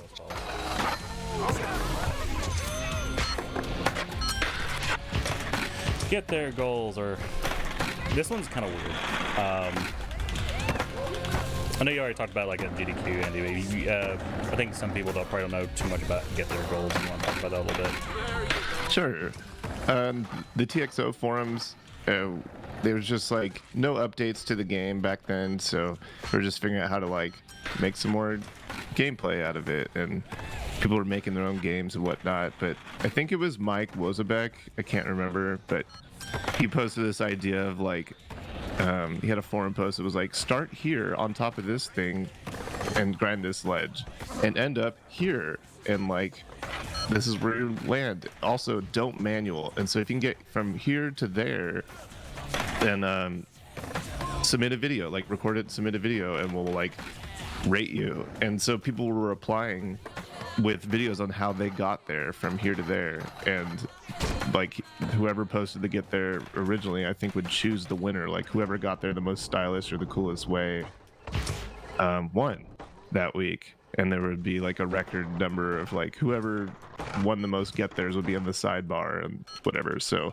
it started off as like a community sort of thing to submit how you got there. And I was like, we could make goals out of this with gap requirements, and that'd be an easy way to detect it. It would just be a continued gap. You'd require the first one and then get the last one in your trick string, and that's how we would detect it. And we went through all sorts of iterations with like collecting pellets, and like the green ones you could collect during a manual, red ones would be in the air, blue would be on a grind or whatever. But I think what ended up happening was we would just create specific gaps in this game that were not tied to like the gap list, I think. So you just pass through like 1, 2, 3 triggers, and then is it in a combo? Yes. Okay, you did the goal. So yeah, and then we brought them back in the 1 and 2 remake, and I think those were some of the best goal types. They're super fun. Actually, like requires you to do Tony Hawk gameplay and not like collect anything, or you know what I mean. Anyway. I had a lot of fun doing those in 1+2. Yeah. I mean, it's not like you know. Too, so you get an adrenaline rush from doing it too. Yeah. Feels good. Some of them are easy, some of them like kind of gimmies, which are cool, and then there's like some really difficult ones. It's not like putting the goats in their cages, you know. That's a really special type of goal, but I think get theirs are actually somewhat resemble skate culture, and also the integrity of the game, the appeal of doing long combos. My confession is that I have never played original 1 or 2. I've only played the... Ban him. Get him out of here! Poser. Where's the angry mob? Yeah, 1 and 2 were both really good, especially at the time. But I prefer the engine and tunings and physics of 3 and above. I haven't played 3. Oh my god. I think I've played 3 more than any game in my life. I have to have like 4,000 or 5,000 hours in it or something. Jesus. The single player or online and stuff? Or? Online, yeah. Okay. I beat everything in career with every 100% of the game, and then the rest of it was just online all day, every day. And that was where I like sort of made a name for myself. There were already kind of like established really good 1 and 2 players, and then I sort of emerged as like the dude for 3 in the forums. So I'm assuming you died a little inside and like, pretty much learned that 3 and 4 weren't coming out, or 3+4, or wasn't gonna be worked on. Wait, you assume that what? Sorry, I missed that. I'm assuming that you just died a little bit inside when you learned that 3+4 isn't being worked on. Oh yeah, I mean, when they told me, we're merging with Blizzard, I was just gutted, because it was like, and it's funny because when the topic comes up, people get bummed about it. It's like, dude, no one is more bummed than me. Like, because I mean, this was my everyday life. It was my job and bread and butter. And it's like not just a game I enjoy. It was like my life. So it's like, not only am I bummed I don't get this like amazing game, I don't get to work on it either. I'm just like not a part of it, and it's not existing. And it's just the entire trajectory of my career changed like overnight. Feels bad. I still have some hope that they'll pull it out at some point. The only way I see it happening is if enough time passes and there's enough community outcry for it. Like, I don't know if this Microsoft deal is going to go through. In my opinion, it shouldn't go through, but everyone as a player, as a consumer, wants it to happen because maybe we'll get a Guitar Hero, maybe we'll get a Tony Hawk game and whatever else, but the merge would not be good for developers or consumers in the long run because it's just less choice for everyone. Right. And, you know, Microsoft gets bigger and all that. Yeah. True.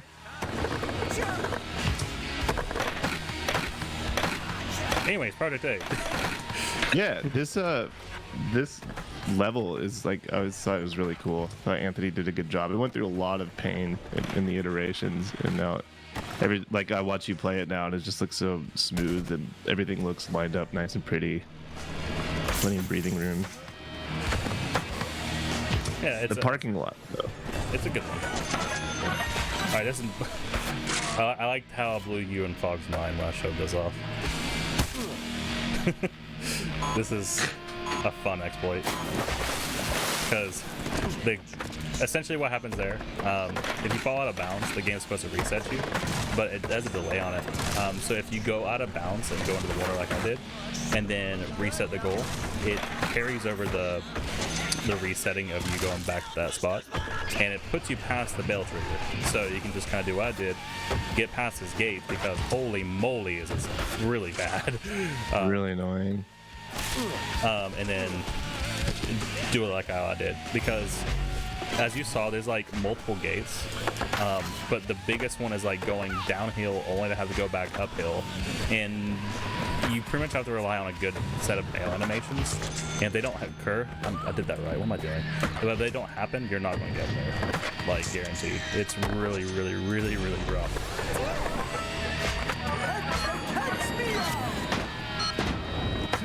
Oh, I love the color of this event. It's a really nice purple. I remember being really excited at the time for like Ragdoll and like Havoc and, you know, bail goals and stuff, but man, the execution is just like, it's so inconsistent that it's just like rough, even, you know, 14 years later. And I will say, bail goals definitely not my favorite. Yeah. Like anytime I did that playthrough last year or whatever, and the bail goals I think were the worst out of everything. Nice. If there's one goal in this game that is the worst, what is like the one that sticks out to you as like a speedrunner? Like, which is the hardest? Is it the last get there? You talking about Hamilton?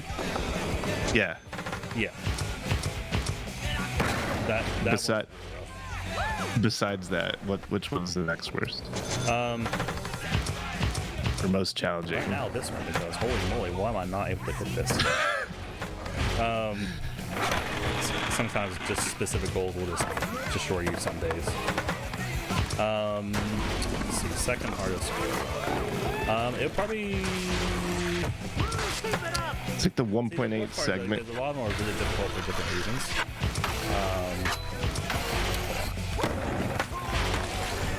I had to do that, by the way.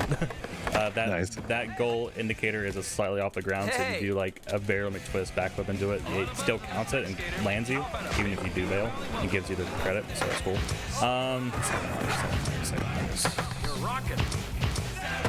Ooh, that's a tough one. Because there's a lot of them Remember, that's like difficult for different reasons. I remember the concrete park, the 1.8 million like 16 segment goal. seem to be kind of a pain because you have to like leave the segments then come back. Yeah, there's a few like own challenges that are like legitimately you have to like grind out more points really quickly in between segments. Like I don't know what the intention was. Like I would think that, you know, if you do it pro, it's easy to get like that. But with sick, you have to go out and just like do like improv for a little bit, come back, get the next segment, and keep doing that over and over again. And that was part of the intention. But some of the point goals are like insane. Like there's some of them that like you don't have a whole lot of time between segments. Like you have like 10 seconds, which that's like one trick to me. So you just have to balance between those two, and it's not easy. I wouldn't say that's the second hardest. I'm not sure what the second hardest one would be. Again, like most of them are just difficult for different reasons.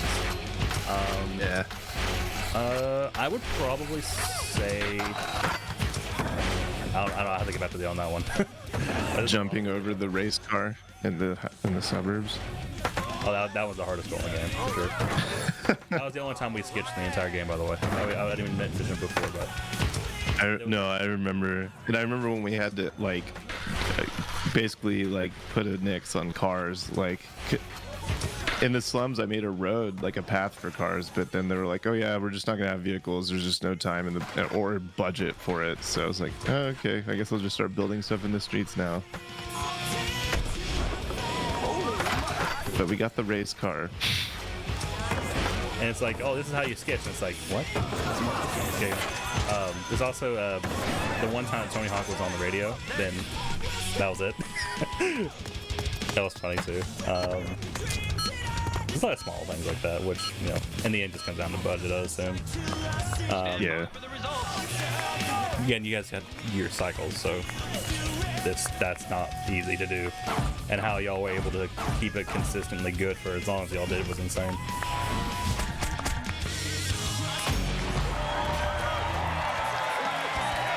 Nowadays, you'd have hopefully multiple studios.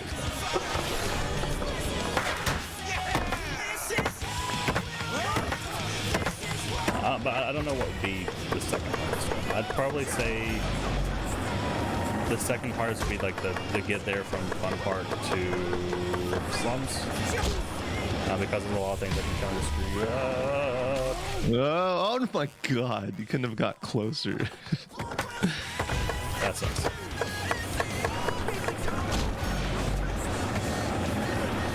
I haven't messed that up in a while. This one's usually pretty easy. At least at this point, once you have some manual built up for stats or whatever. It's that easy, see? It's free. Nice. The icon for Stokens in this game, how it has like a dagger going through like a coin. I always just try to imagine people keeping those in their pockets and how uncomfortable that would be. Is that how like okay. Nice. I'm just gonna do this. I usually don't do this, but oh no. Oh, the butt slap. Nice. Yo. Nice butt slap, brother. Thank you. Speaking of your love for him. Well, I had to do that because like if I did some like spine transfer, it would be a lot slower because focus is really slower. So like if I want to just make it for it, that's all would be there. I was hoping for a triple, but that double was literally just enough to get over the lip. You like manualed the lip. That was wild. Yeah. I wasn't expecting it to work. I saw that. I'm like, there's no way this fucking wins. But you can't like caveman on those either. So like, if either you go for it and just pray, or you fail. That's just no between. All right, we're coming up on Fun Park, which is anything but fun. Dang, roasted. What's the worst level in this game? Is it Fun Park? Yes. Oh my god, so quick to answer. I love it. There's a lot of goals in oh, I want to do it. There's a lot of what I'm doing in this game. There's a lot of goals in Fun Park that are just kind of whack, which I think some of it comes from the fact that my hatred for Break Your Bones, which is like the bail goal requires 15 broken bones and 90k hospital bill. It's like that's like the actually let me take that back. That is actually the worst goal in the game. Like, one of the bail goals. Yeah, one of the bail goals is that the one you have to go up to the ship and then bail from the very top of the fun part. That one's the worst. That's so dumb. You guys will see it in a minute. I'll have to do it. On sick. Oh, I'm pro at least. Oh, damn it. Don't do that. I have to do it on pro. I don't do it on sick because doing it on sick is insane. But if you went for 100%, you have to do it on sick. But we're not doing it because I'm not that crazy yet. We're ready for another skater, Tony. We're in the competition, so we haven't any donations. We could do them now.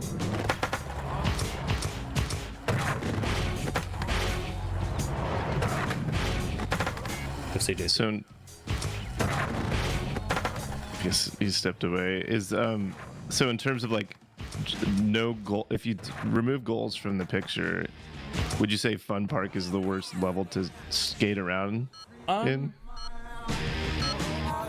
I would. This is probably because this is your level. I would probably say Slums for the one small aspect. There's a lot of like I call protruding like objects, especially in some parts of the level. Like especially like that middle part where there's that own challenge and there's one of the skaters are.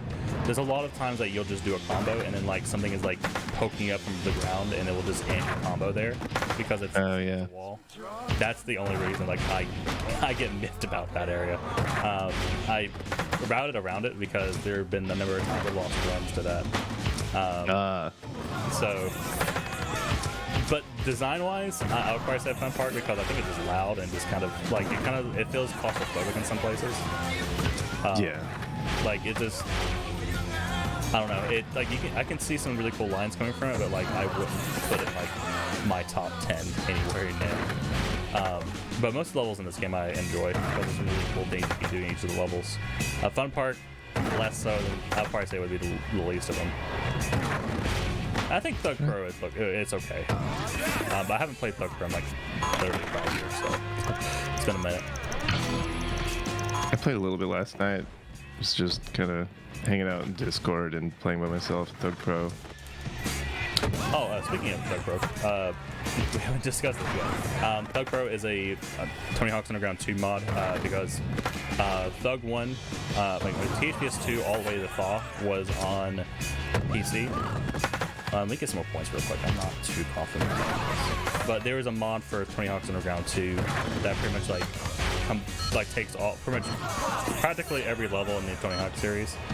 And stand by for the I didn't have enough points. No. Is that why they're looking so upset? Yeah. Dang, 2 million's not enough. What do they want? Wow. I completely botched that. Is it 2.5 million? Well, I was on pace for Apostle World Record, but I guess not anymore. That sucks. Sedge. It's fine. But anyways, gives us a chance to talk about Thug 2 some more.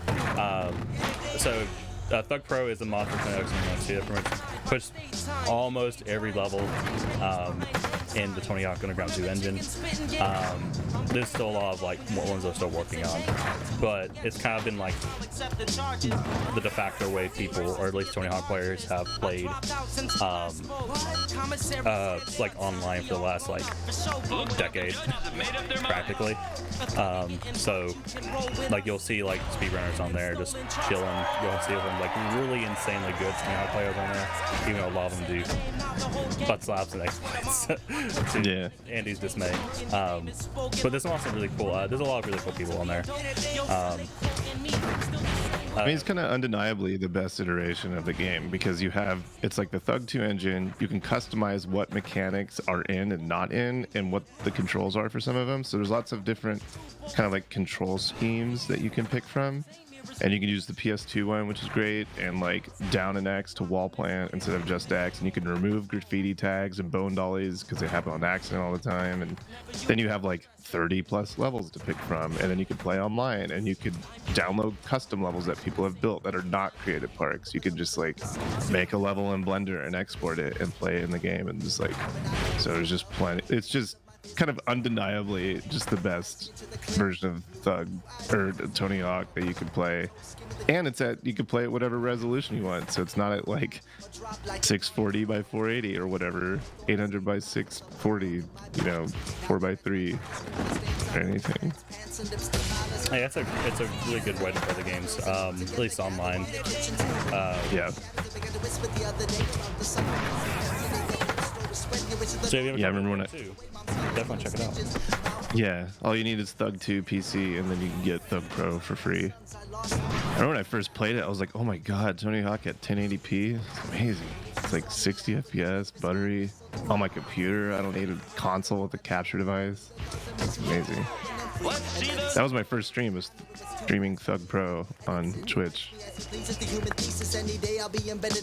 like I remember Fate taught me how to set up OBS and how to install Thug Pro. It was like, I think George the Plushie was my first follower. Really? Big day, Oh, yeah. man. Legends following legends. Yeah. It's kind of cool. Yeah, random. I think I still have the VOD. It's somewhere tucked away. It's nothing spectacular. I don't even think I had a mic. I can't even remember. Whatever. No, I had a mic, but I was talking to him on Discord. I don't think it may have, whatever. Like, no face cam for sure. I hate those chained, or like, like velvet ropes in Hollywood, or the grinds that go up and down super quick like that. I do hate them too, because if you mistime it, you're going to be like on like the lower end of it, and you'll probably try to do a trick and you'll fail. It's like, why? It's too unpredictable, yeah. And if it's not subtle, then you're just like, and it just feels like really just, I don't know. It's kind of lag. Thank you, jump back.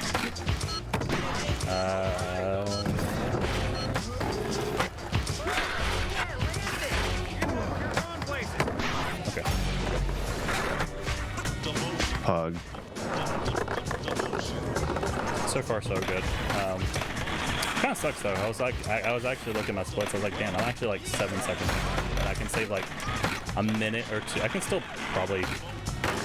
Honestly, I think world record's still possible. It'll just be at the most insane ending in the history of Tony Hawk's speedruns. Because I lost about 2 minutes on my ED the other day at the end game. So there's still a chance. It's going to be hard though, for sure. Damn it. Also, claustrophobic. Oh, yeah. Okay. You just gotta second try. That when there's so many objects there that can kind of get in the way, it's kind of annoying.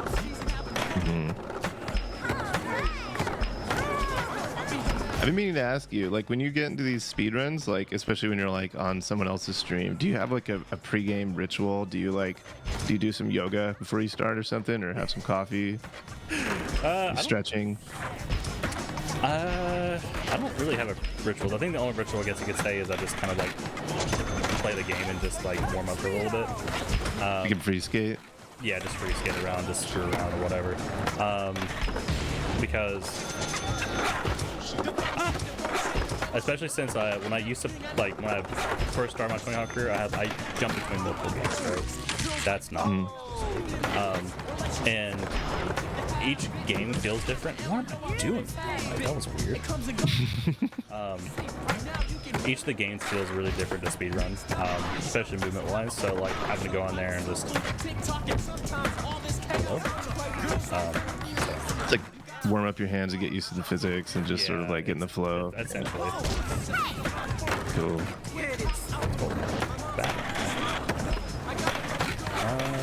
Okay, there's like one of those ones I have to wait.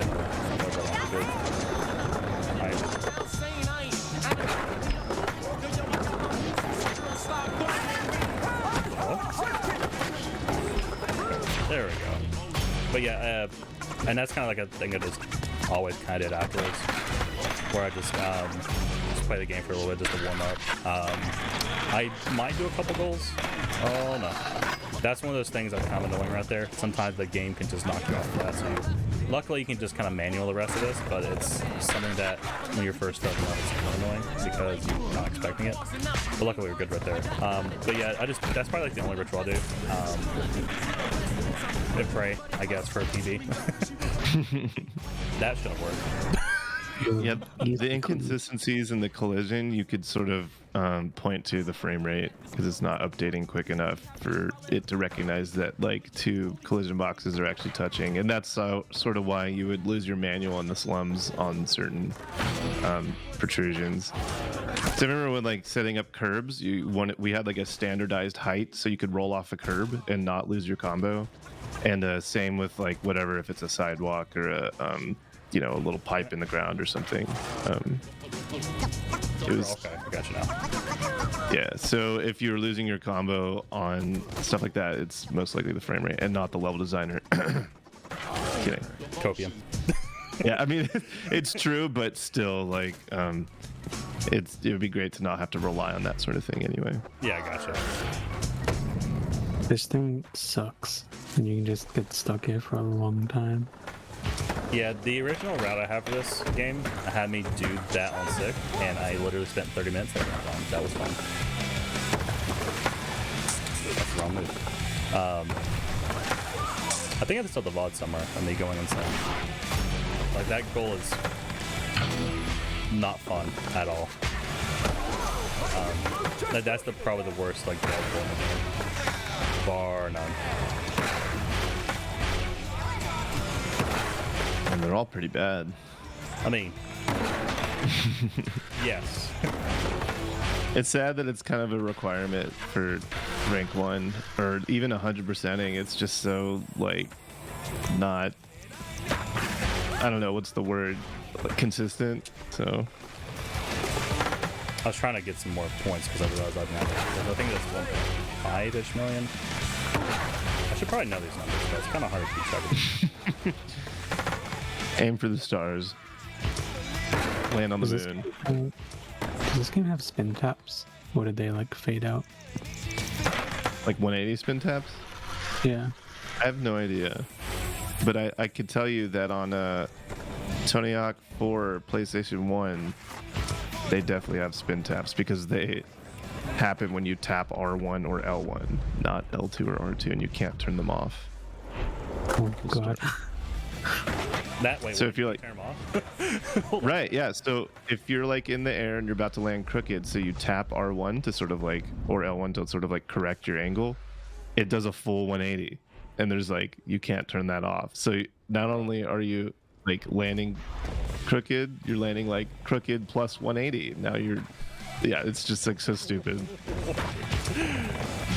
Yeah. So for this game, I'm glad you mentioned that because I forgot about this. There's not really a whole lot of settings you can do compared to the older games, but there is one fun setting called skater speed. You can change your skater speed to 1, and it's super slow. I can show it off at the end. It's like, okay.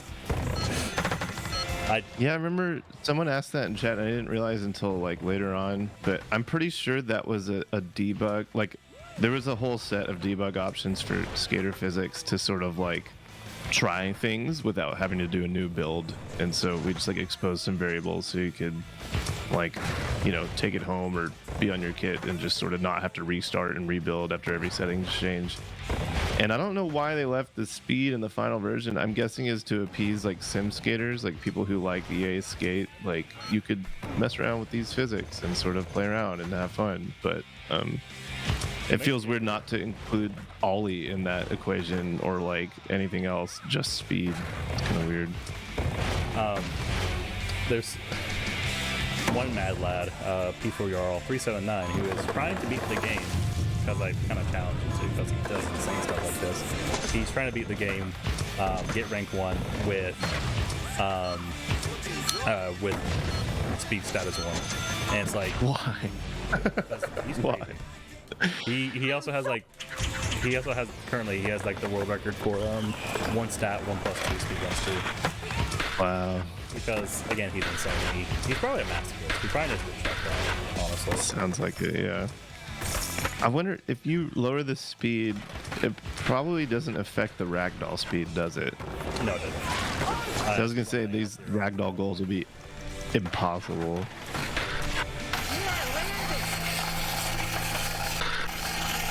Yeah, it's like also the grind does not line up with it at all.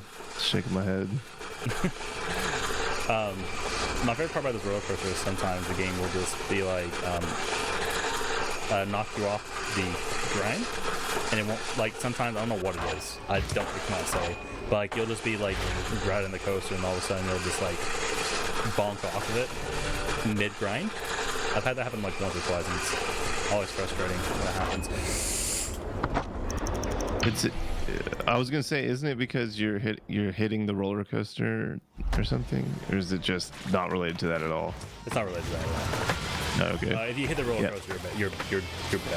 Like, it just automatically bails you. Like, you'll just like mid coaster like ride, it'll just like knock you off. And I'd have to like show you like a video just to explain it a little better. It happens like at few parts, but it's like super rare. I've lost once though. Of course I have. Yeah. That's why I bring it up.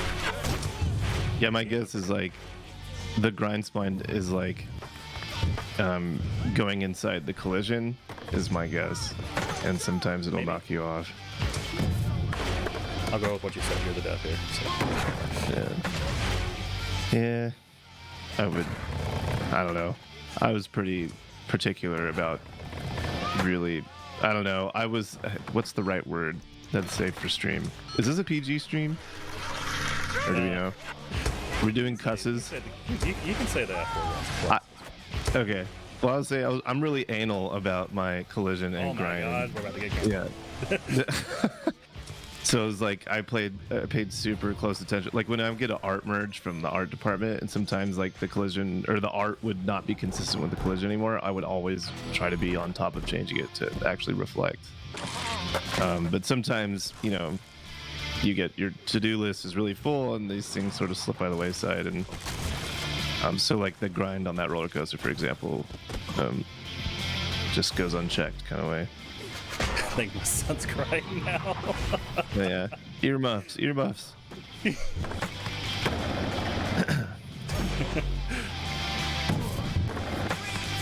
I would like to activate the debug menu in this game and have a look at the collision. Yeah. You have a dev kit. The other games before this, the debug menus would show collision and face flagging, which was like my bread. It was so amazing, like being able to see what's flagged versus wall rideable versus just collidable and sort of that sort of stuff. When we got to this engine, it was Havoc, so our collision debugger would actually be in the Havoc collision debugger, and it was a separate window on our PC and not in game. We couldn't sort of like define that stuff in the game, but maybe there was a way eventually. But I would always have to open up this other thing that would make the game run super slow, so I'd have to pause it and just fly around in the debugger and look for collision seams whenever there's a problem with something. That's pretty cool. Yeah. Do I still have the 3-leg doggy? Yes. Asked Joe. I fed him this morning at about 8:14 when I woke up. I hope you feed them more than just once a day. I mean, okay, the joke was gonna be, I hope you fed him more than just today, but I broke it. I fucked it up, so sorry. Fucked it. Ruined. I know. We ruined it. End stream. It's all over. We're not saving those kids. Speaking of saving kids, if you have donations, you can do it right now. A little bit of a little period. You know, you guys have been really great today. Got us over our goal. I don't have any donations right now, but we have a bunch of great incentives and prizes. So, you know, yeah, a few of you I saw. We got a bunch of $5 donations once I reminded y'all about the prizes. So, if you're out there and you've got fish hooks in your pocket, just remember there's something in it for you too. And I'll say this, someone messaged me and said the reason, I don't know why people do this. This is one of my biggest pet peeves. People will message me to tell me why they're not doing something. I'm like, I don't need to know why you're not doing something. That's okay. That can stay between you and God. That doesn't have, you don't have to come to me, hey, just want to let you know I'm not donating because my dog has a toothache. That's fine. You don't have to DM me that. That's fine. I appreciate it. I don't appreciate it. Stop doing it, actually. But, you know, someone DM'd me and was like, hey, I'm not donating because I don't think I have a chance to win by using the form. And I told that person, you're overestimating how many people are using the form. So, you know, everyone thinks, oh, it's a deluge. There's thousands of people filled out the form. There's like 10. So if you really want to raffle and you really actually can't donate, it's okay. You don't have to tell me why. I don't need your transcript, right? You can just fill out the form, ! No purchase. And like, there's a statistically significant chance that you'll win. It's You know? hilarious. So there you go. That's my other rant. I'm good for an hour. That was passionate. I enjoyed that. Thank you. I can relate. Someone actually messaged me on Discord yesterday with a wave, you know, one of those little Discord waves, and then they linked me to an ambiguous Discord server, and it's like they're expecting me to join it, and it's like I don't know this person. They're just like, that's it. That's kind of a pet peeve too. Actually, you know what? Here's a good pet peeve. Oh, no. Now that we're getting into pet peeves. Let it all out. When people ask, can I ask a question? It's like, dude, you just asked the question. Would you like to ask another one? Like, just ask the question. You know what I mean? I don't know if anyone can relate on that one, but I used to do that, and then it started to piss me off, so I had to stop doing it. And instead, what I started doing was, hey, you got a minute? So now it's like, yes, now I have you for time. Now I can ask all of my awful questions.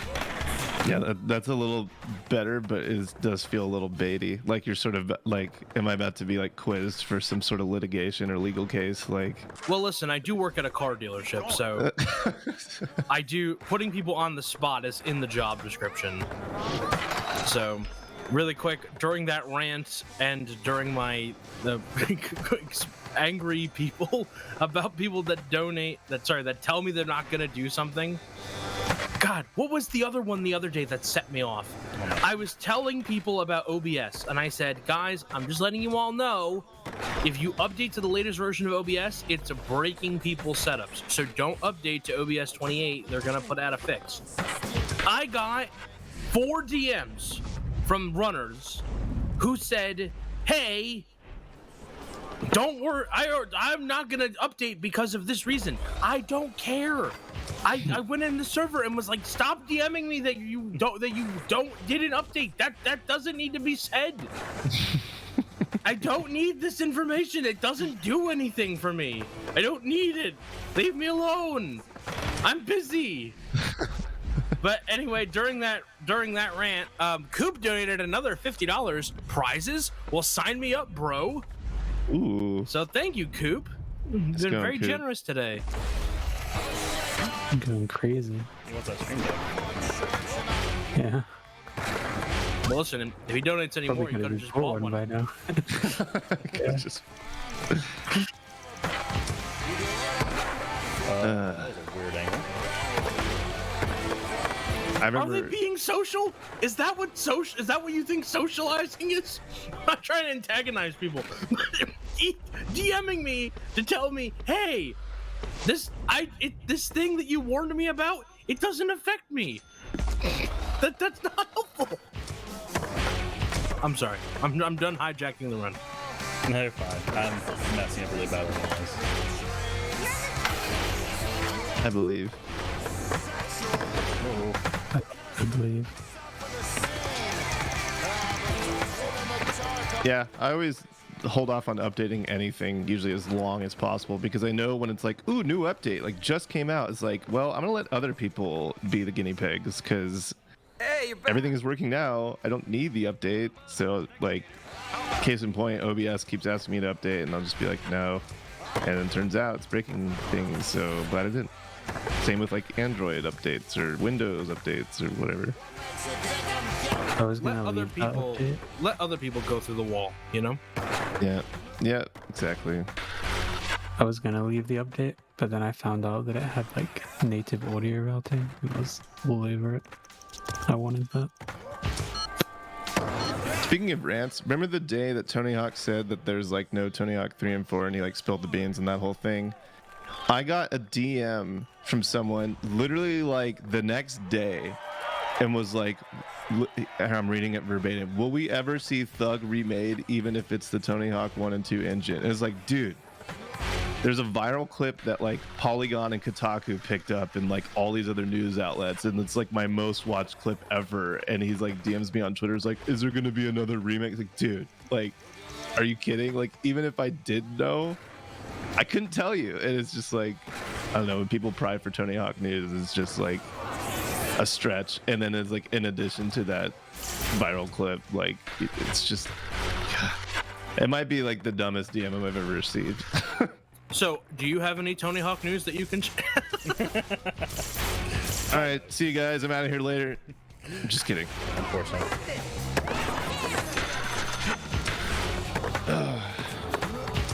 I like how this is becoming a therapy session with you. Yeah, just let it all out. Who else wants to go? Who's next? Packle, I feel like you haven't gone in a while. So there's this guy named Heckigan who Oh god. Oh I'm no. not sure why he's a mod in the Tony Hawk community. He's played like Thug like once. I'm not sure what. That's good. I'm not sure who was in charge of the speedrunner community, but he needs to be like talked to about it. I gotta go too. See you. There's such a gap. I was like, he's setting us up for something. Nope. Does right what it says on the tin. Stand by for the result. Wait, is Towards he? the end, Oh no, he's by the way. stoked. We're getting really close. How many goals left? I was trying to read Jason Lee's reaction, and I think he was stoked. Yeah, he was stoked, but he gives like the lowest score, so it's like like you can do like a bajillion points and he'd be like, nah, it's not good enough. Okay, so this is my least favorite home challenge. Let's see how this goes. The other one went poorly, so this is probably gonna go poorly too. All right, you have to aim for that rail, huh? Preferably, because that's a gap. No.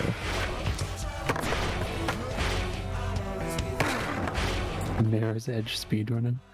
It's Mirror's Edge legend to you, actually.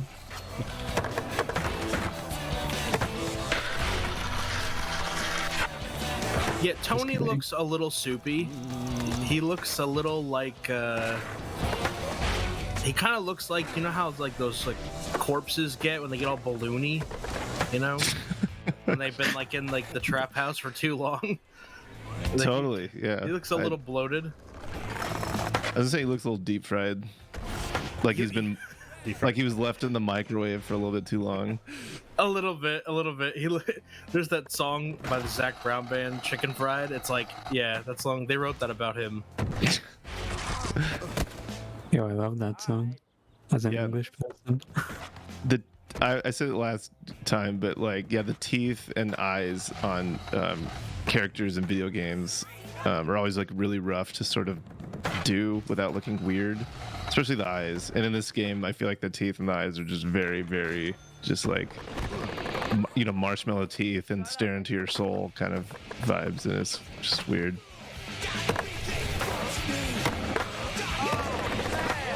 Snapper 2540, Indy. Oh, we're good. You know, given that this nice, given that this is like next gen and is like super high poly and stuff, Tony, I feel like Tony looks the worst in this game than the like. Look at, you know what I mean? Like, it's like not quite him, but it's just enough to look like him. But it, you know what I mean? I don't know. Like even like the Tony Hawk 1 Tony's like resembled Tony more than this one. I feel like. He always looks like super shocked. Hey, you guys want to see a cool trick? Doing the Packle plant. Oh, that's what people start calling it. I'm like, no, it's a tail plant. Yeah. Ship it. Working as intended. This is as you just like fly through the air. Yeah, it's a newer plan. That was in thought. If you bail while wall climbing at the same time, you go flying. It's fun to do, especially since there's not really much you can do in this section. This area is kind of like cut off, and it's just a really long demo. So you can just kind of, oh my god, my skateboard flying, dude. Can't wait for you to speedrun Proving Grounds. It's gonna be so cool. You played that game, right? I've played it. I don't think I've ever beat it though. I bought that game. Yeah, I at played Walmart. like half of it. At Walmart for what system? Which ones did it come out for? I think I had it for the 360. Yeah, that was what. PS3, PS2, and did it come out on Xbox? Maybe. I don't know if it came out on Xbox. Oh. I don't remember. I had it. I remember the box.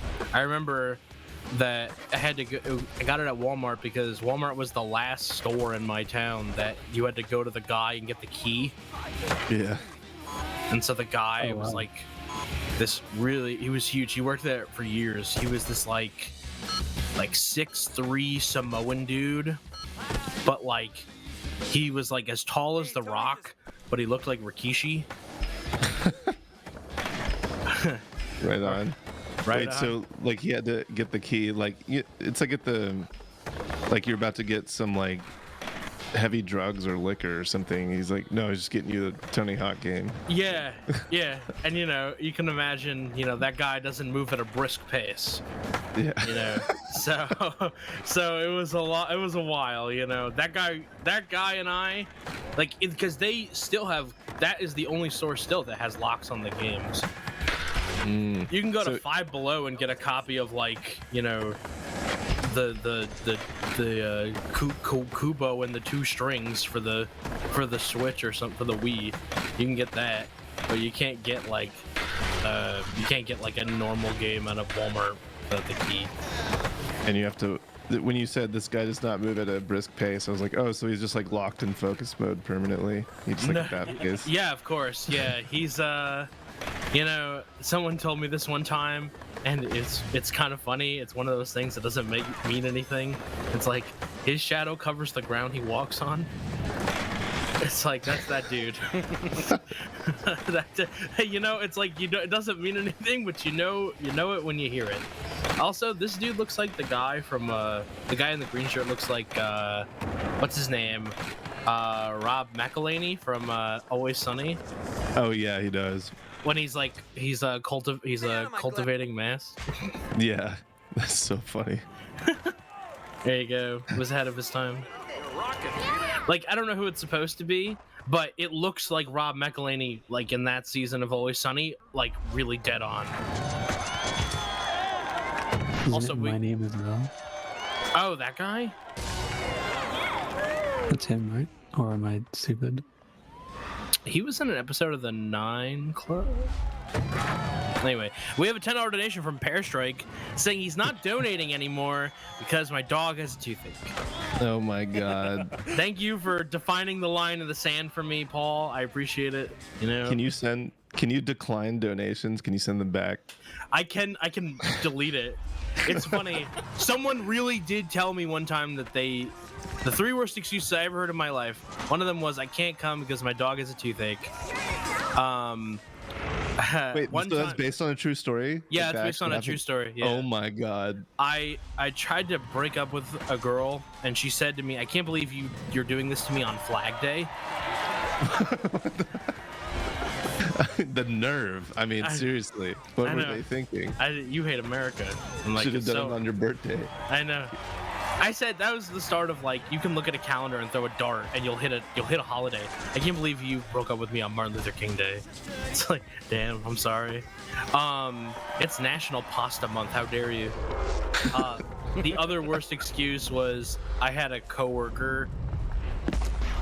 She was an employee at the time, and I was her manager, and she called in sick, and I'm like, I don't really care, but can you just, like, tell me like a reason. Like I just need a reason. We called in 2 days in a row. You'll need to go She back and hit some like of the with old tears in goals her from eyes 20 on the ago, phone said, as well as the ones you've skipped I so got far. banned from Once you World get of enough Warcraft and points, they I'll kicked me out of my challenge you again guild. and see if you can Oh my god. So it's just like a mental health day. I mean, Two. wow. And she got banned for cause. Like she said she did something really awful. It wasn't like she got randomly banned. It was really bad. Wow. That's yeah, that's strange. I remember I left school early the day Tony Hawk 3 came out. And then I remember I had my wisdom teeth taken out, and then like 2 days later Half-Life 2 came out. And I don't know, that's as close as I get to like missing work for video games, but damn, being banned and like, I don't know, that's, wow. Maybe she's a real gamer. Maybe that's what you need to do to. Yeah, if you want to hear why she got banned, I'll tell you off stream. It's Jeez. it's so bad I really can't say it out loud on stream. Her But yeah, in-game dog had a toothache. she had a real gamer moment. Let's put it that way. She used some of the gamer words. All right. Packle, did I tell you already? No, I can probably imagine. There was a I said this on a run the other day, and the restreamer made me tell them afterwards. Sweat it. Keep going. Today is International Bacon Day. You know what? Here's my take on bacon. You guys ready for this? My chat already knows I say this a lot. Bacon isn't really that good. There, I've said it. Right? Yeah. I think it's a weird obsession for people to have, because it's like, yeah, it tastes good, it's fine, but it's just like when you have bacon flavored popcorn and bacon flavored ice cream and like, oh my god, bacon, and just like, I don't know, I don't know, I can't get excited for it. I feel like waffles or any other breakfast item is probably more exciting. I'd rather have toast. It's so weird that people make that a personality point for them. My sister's ex-boyfriend, he loved bacon so much, he had like bacon pajama pants, and like he had a bacon case for his phone, and he just was like really into it, man. Like he was like, I play Call of Duty and eat bacon. That was his personality, and I drink to the point of like brain damage. No. Yeah, that was his personality. Those were his three things. You literally couldn't talk to him because those are the three things. You knew everything about him. But the one thing that I think about with bacon is I agree with you 1,000%. Until I went to Yankee Stadium and tried their bacon on a stick, it's not, you imagine like bacon wrapped around a stick. It's a big giant piece of pork belly. It's really good. It's like, imagine a package of bacon that hasn't been sliced, then eat that. That's really good. Otherwise, bacon is just like, okay. Have you guys tried bacon in England? Because I know it's different to the US. No. One of my friends moved to the US and he was like, dude, the bacon here is so bad. Do they just serve it with beans or what? Could get me started on beans, dude. Oh, it's funny. Whenever I think of like, oh, this is the English version of something, I just think of adding beans to it. I need to set it straight, okay? Beans don't go on toast. No, I feel like you shouldn't have to say that. You're not to lose your like British stuff. I just want to point that out. No, I mean like people are always like, oh my god, you put beans on toast, and it's like, no, the beans don't go on the toast. The toast goes in the beans. You just dip it. It's like a sauce. Yeah, if anything, yeah. That's hilarious. Imagine. It's like there's an entire like country where it's like a tradition, like beans for breakfast. Like, okay, that's cool. No one has beans for breakfast unless it's like a full English. Like you're not just gonna crack open a can of beans. Yeah. All right, here's the Bush's baked beans here. I'm making breakfast. Your cupboard is just full of beans. Okay, mine actually is, but You have like a cereal box that like says Rice Krispies, but it's just really just full of beans. yeah. You go to your friends' houses and replace their food with beans. You got beaned. Tony Hawk speedrun, by the way. Yeah, we're on the one of the final goals. We're getting to got to join the top 4. The Also, chat. Also, I looked it up, and it released on DS, PS2, 360, PS3, Wii, and mobile. Man, mobile. Apparently in 2008. Oh, you know, I looked it up. We were playing this game on PS2, and I was saying, oh wait, no, I'm lying. This is Tony Hawk 4. It was released on the, God, what's it called? The Engage? Not that one. It's like the Zodiac or something. What was it? Zodiac.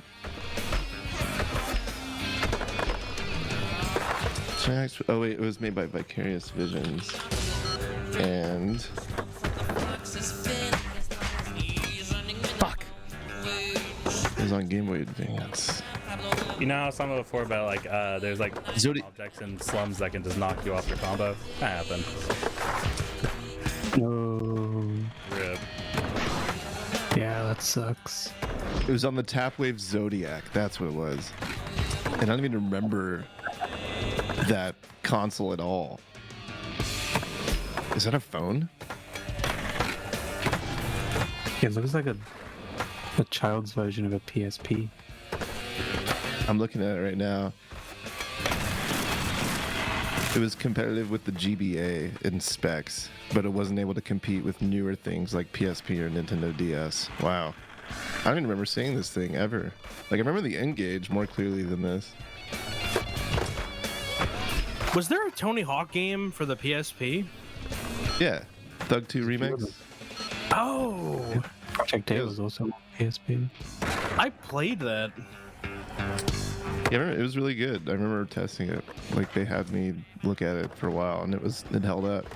Yeah, there was a lot of really not good stuff for the PSP, and when it first came out, that was like a really bright spot. Yeah, agree. I remember I bought a PSP. I was all pumped, and then like, you know what I remember is that they give you headphones with it, and I remember trying to put the PSP in my pocket and listen to music with the headphones they gave me on the way to work, but the headphone cord was not long enough to reach to my ears. Yes! And I was like, how do they oversee this sort of thing? Like, how do they miss that? Anyway, the best game I had was Lumines, and because everything else I felt was kind of garbage at the time. I had the was it Liberty City Stories, the game, the GTA game? That was pretty good. I think I had SmackDown vs. Raw 2008. That was okay. And then I remember I remember the videos. They would have like the WMDs, they called them, I think, or the UMDs. UMDs, Weapons of Mass Destruction. There you go. Yeah, the Weapons Media Disc. And I had Family Guy when it was canceled. Before they brought it back, I had season 1 and 2 for the PSP. Nice. Yeah, I had a few movies too, and I just remember thinking it was like DVDs, right? Because I think they were trying to monopolize. They were trying to do what PS2 did for DVDs, you know. But it's just like UMDs did not catch on at all, so they were just kind of like landfill material, unfortunately. Yeah, someone's gonna in like 40 years, someone's gonna be like, "There's a landfill in Arizona that's got all the UMDs in it." Trying to remember what movies I had. I only had a few. Wonder if UMDs did better than HD DVDs. Ooh, I bet you they did. I feel like HD DVDs was so short-lived. It was like whenever you got one, it was like an accident. They're gonna have that, like the 360 thing to play HD DVDs. Yeah, they had a separate drive that you could get. Yeah. I remember my buddy got a 360, and it came with a copy of Peter Jackson's King Kong on HD DVD. Did you ever watch it? Oh, it was that movie, or just like that copy of the movie? That HD DVD. It was. I thought it was okay, but we were watching it on like a CRT, so what do I know? It was like, man, we're really putting the cart before the horse here, you know? I remember that movie being good, but it's like, yeah, I never had an HD DVD, but I did buy some Blu-rays when they first came out because it was like, it made more sense because it was like, I already have a PS3, so, you know, if I want a high-res version of whatever, I'll do that. The only thing I don't like about Blu-ray is the naming convention got messed up. It would have been so much nicer if we called them HD DVDs. Oh, really? I just think so. I think it's like, all right, we have VHS, DVD, and now we have Blu-ray. And now we have 4K Blu-ray. They really should just keep the sequel thing. Like, they should be DVD 2, DVD 3, like the sequel to DVD, you know? Yeah, there you go. A lot of syllables, though. You know, I agree. That's what happens when you do initialisms or acronyms. They should take the Tony Hawk route and call it DVD Underground. DVD Underground 2. Do you ever remember getting like a movie or like a video with some weird purchase that like you wouldn't associate getting like a movie from? Like a Happy Meal or something? I got an Andy Mack video with a pair of sneakers I got from Payless. It was a VHS in the box. Wow. It was really weird. It was also 5 minutes, and I'd never heard of or since Andy Mack. Interesting. He's still skating doubles with Tony these days. There's a rad clip online I just saw with Andy Mack. He's rad. It's pretty cool. All right. I like how it just became a podcast episode. Yeah. Oh no. Yeah. I am following what you're doing. It's like you're almost there. What do you got? Rank 3 now? I'm about 4 after this. Well, I should be ranked 2 after this one. So this is penultimate goal. We're at the end of the game. So that's pretty cool. But yeah, Do you have enough gap? I was We like, checked that yet? no, we're gonna conversation. I'm just chilling, vibing. Okay, so should be rank 2. Yeah, we are. Cool. We're rank 2. I hope the game doesn't crash here, because I've had the game crash 3 times here before. Okay, we're good. Nice. Yeah, no world record. I messed up a few places. Like failing competition You've come a hurt. Failing the first part of the final pro goal hurt. So it's fine. It's fine. It's still a really good run though. If I get this first try, it's still sub 220. Yeah, I was gonna say, considering that sub 220 was like gonna be the god run not too long ago, this is very good. God run now is like 215 or something ridiculous. Actually, that's not even a god run. That's like a good run. A god run would be like 212 or something. All right, fine, I'll do it. What? This Oh, you wanna do it? security guard, sorry, Yeah. the security guard that's like blocking you, is he there? Like, how are you blocked out of the school before you actually unlock it? Is he the guy blocking you, or is there just like collision? Okay. He blocks you. And it's his one this way. his range is much wider. Yeah, it's much wider. Okay. Timing should be coming up soon. As soon as I hit the final marker, it's just coming up. But if I fail this, it won't be soon. So let's see what happens. Pausers. You get some pause champs in chat. Okay.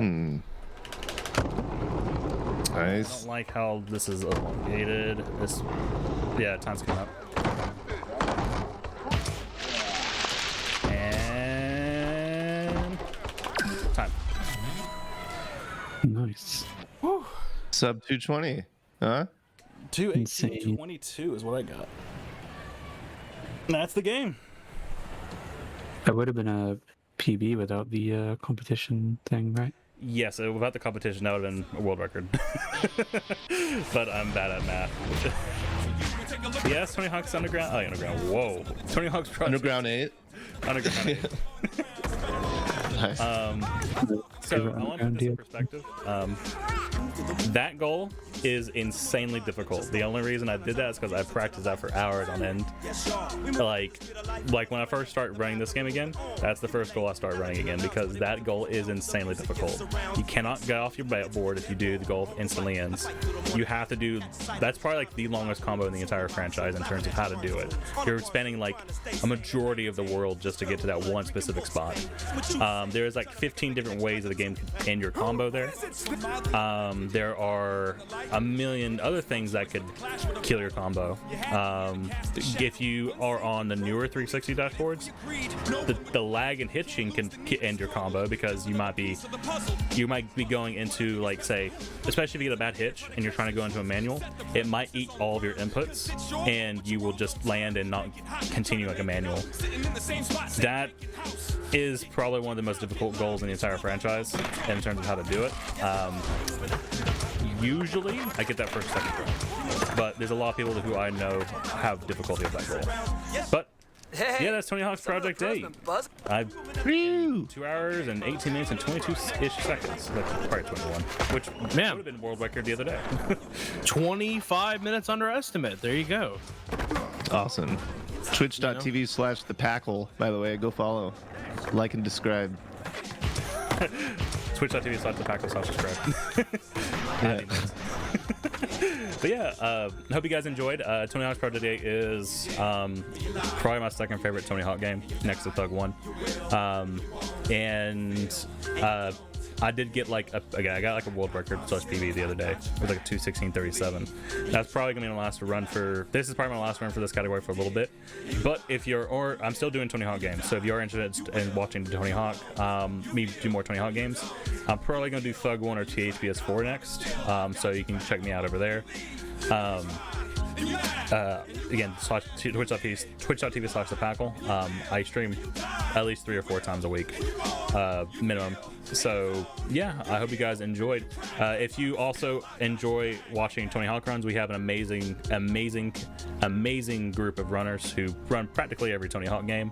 Right now the flavor of the month is Tony Hawk's Pro Skater 4 ILs.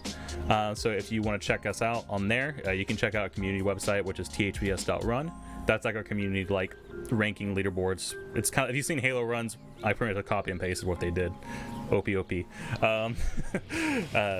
And if you want to go to our Discord, it's thps.run/discord. I can probably post in chat. Can I post it in chat real quick? Good. You're a mod. That's right, I am a mod, aren't I? Yeah. Last time I did it for GDQ, I got bopped, so.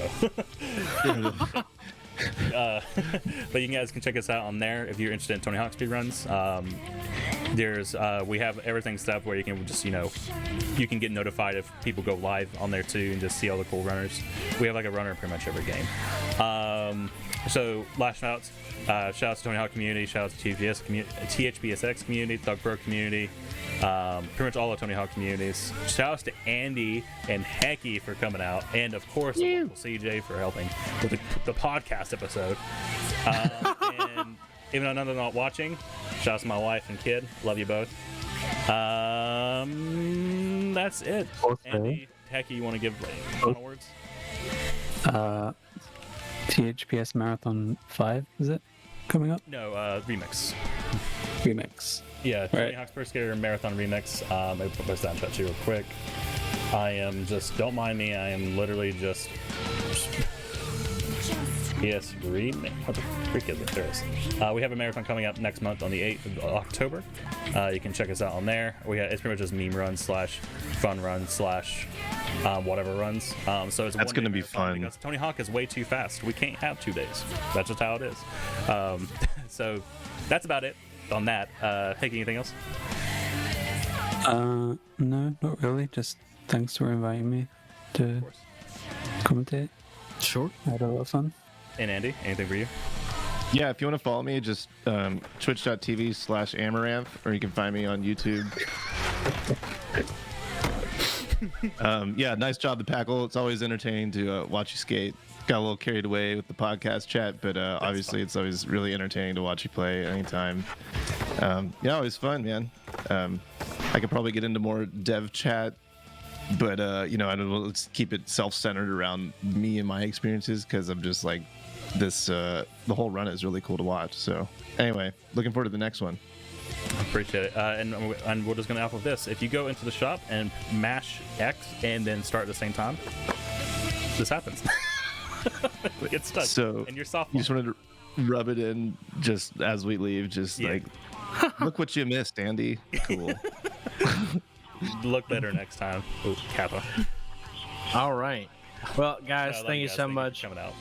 We did get a little carried away with the podcast thing, but we raised so much money and we hit $3,600. One $5 donation came in at the end from Clocky. $3,600. We did a great job today. We're going to take a quick pause. We're going to pay the bills, keep the lights on. When we come back, we'll be getting ready for our next run, probably with a little break. We're going to be getting ready for our next run. Kirby.